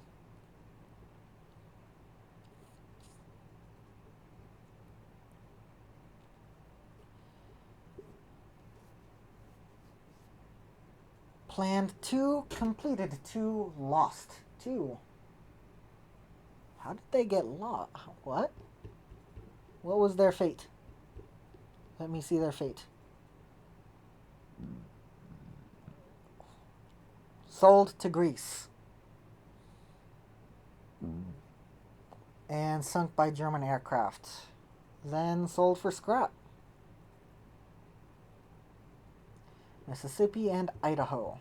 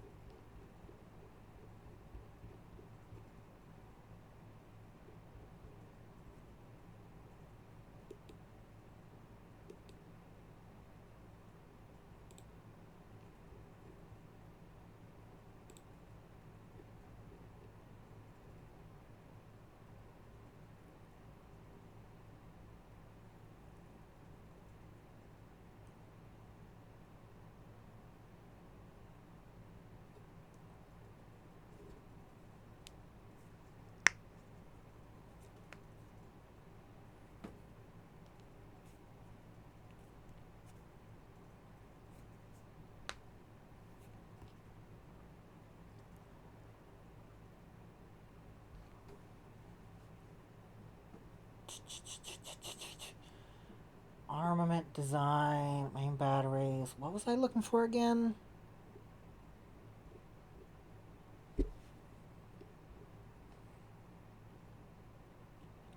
I remember I was looking for something.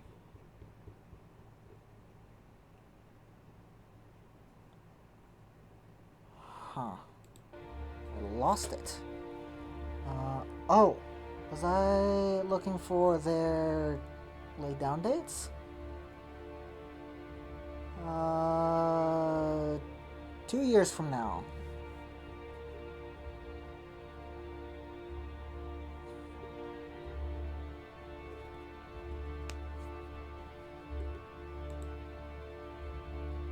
So, what happens if I do this? Resume. Use this main. Then 22 months.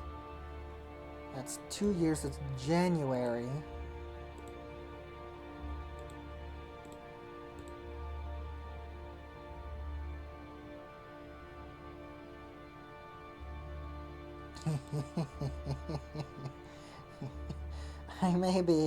I may just be able to fucking extend their building periods for just as long as they were actually in construction.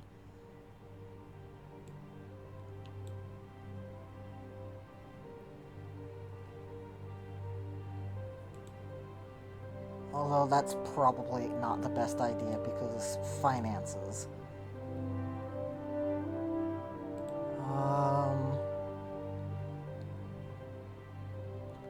Let's wait a year.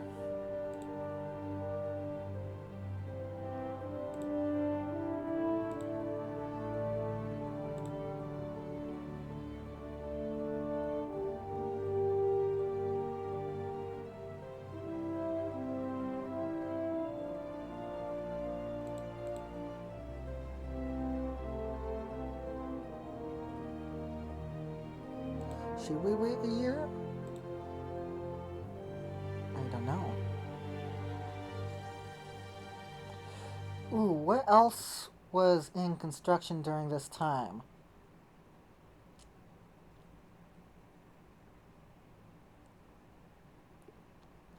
Pennsylvania class. What about the Tennessees?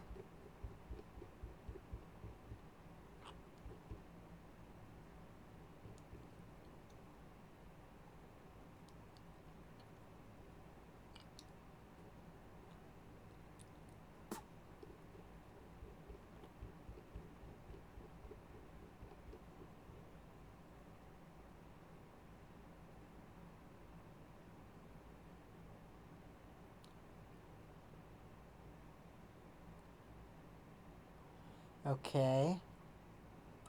Pennsylvania's this year. Tennessee's next year. St. Louis this year.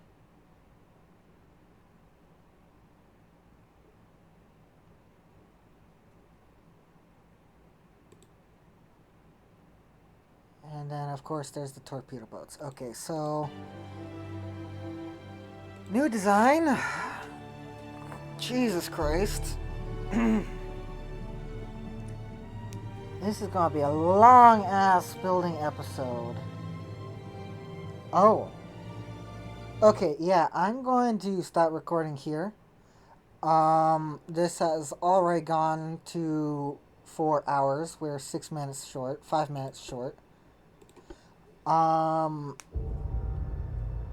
Not anything interesting just a bunch of shit designs, but that's really what this series is all about.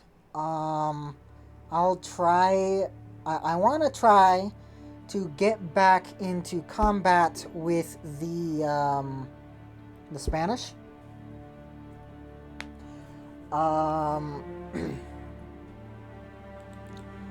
And gain our historical holdings from the Spanish Empire. After that, it's really just gonna be a free-for-all. China always gets Laos. I don't know why. They always somehow get Laos. Let's see, what might happen? Not too many people hate us.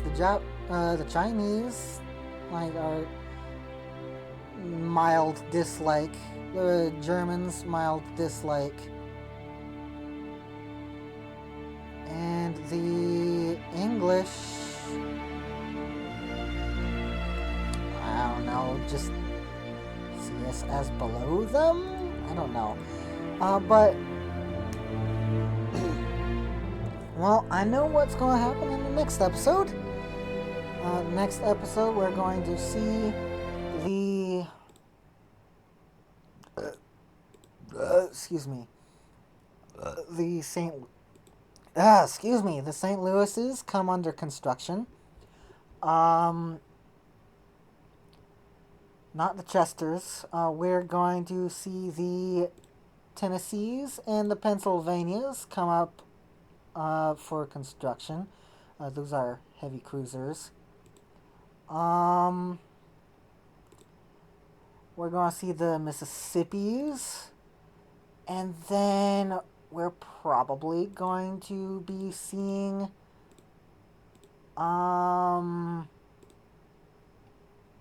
let's see, when were the Bainbridges? These are the destroyers. Oh. Yes, we're definitely going to be seeing Bainbridge class destroyers. Or rather, torpedo boat destroyers. What about the Truxtons? Yes, definitely the Truxtons as well. Smiths?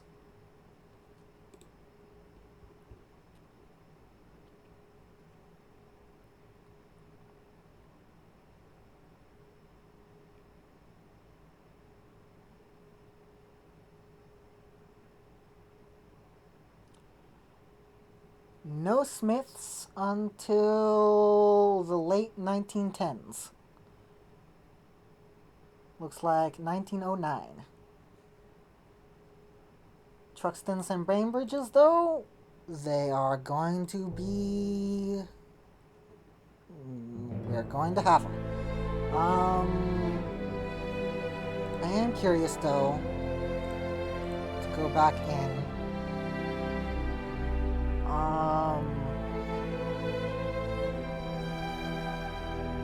Torpedo boat destroyer. And then the Truxtons are actual destroyers. They don't look like it, though. So, ship design, new design. What do I have? Do I actually have a destroyer or just the torpedo boat destroyers?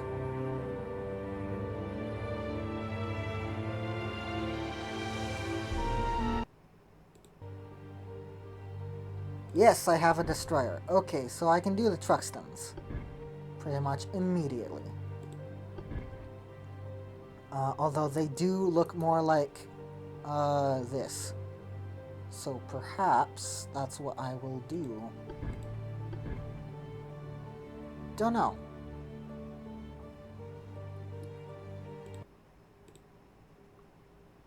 The Bainbridge class. DD1. Let's see. Bainbridge class destroyer images.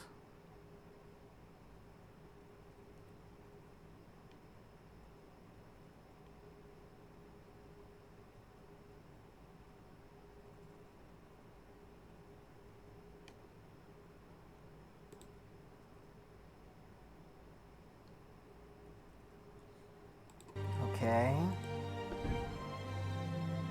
Okay, that fits.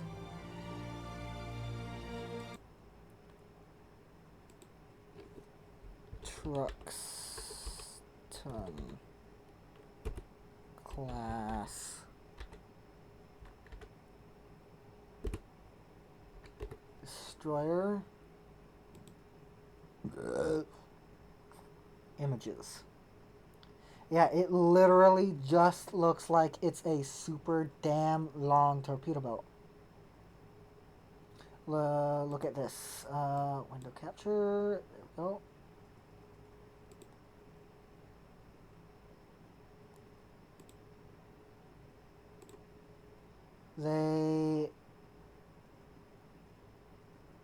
Yeah.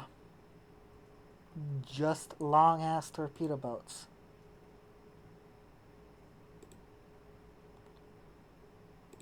The Smith, you can tell right from the wiki page that it looks more like a destroyer. What were the Truxton's displacement?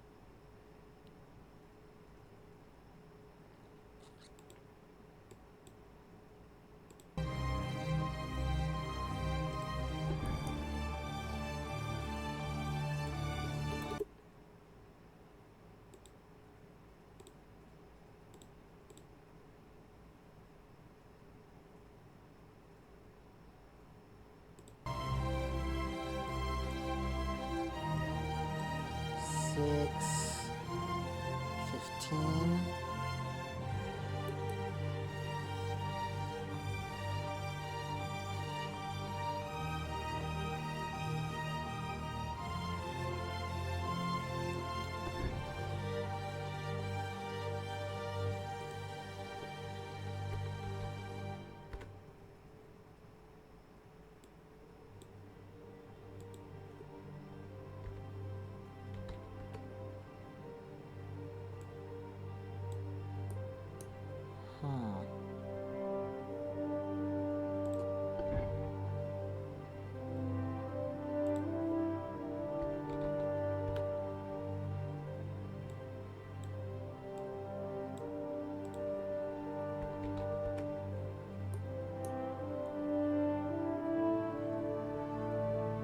Yeah, I think I'll go for the torpedo boat destroyer for the Truxtons.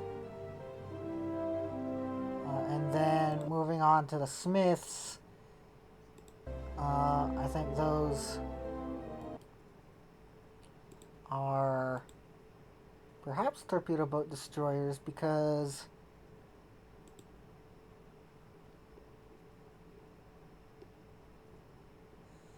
yeah, we'll see in the next episode. This is getting way too long. I'm going to post this as it is at 4 hours 5 minutes. Let me know, cause I could shave off an hour by just making it go at 1.5 or 1.25 speed.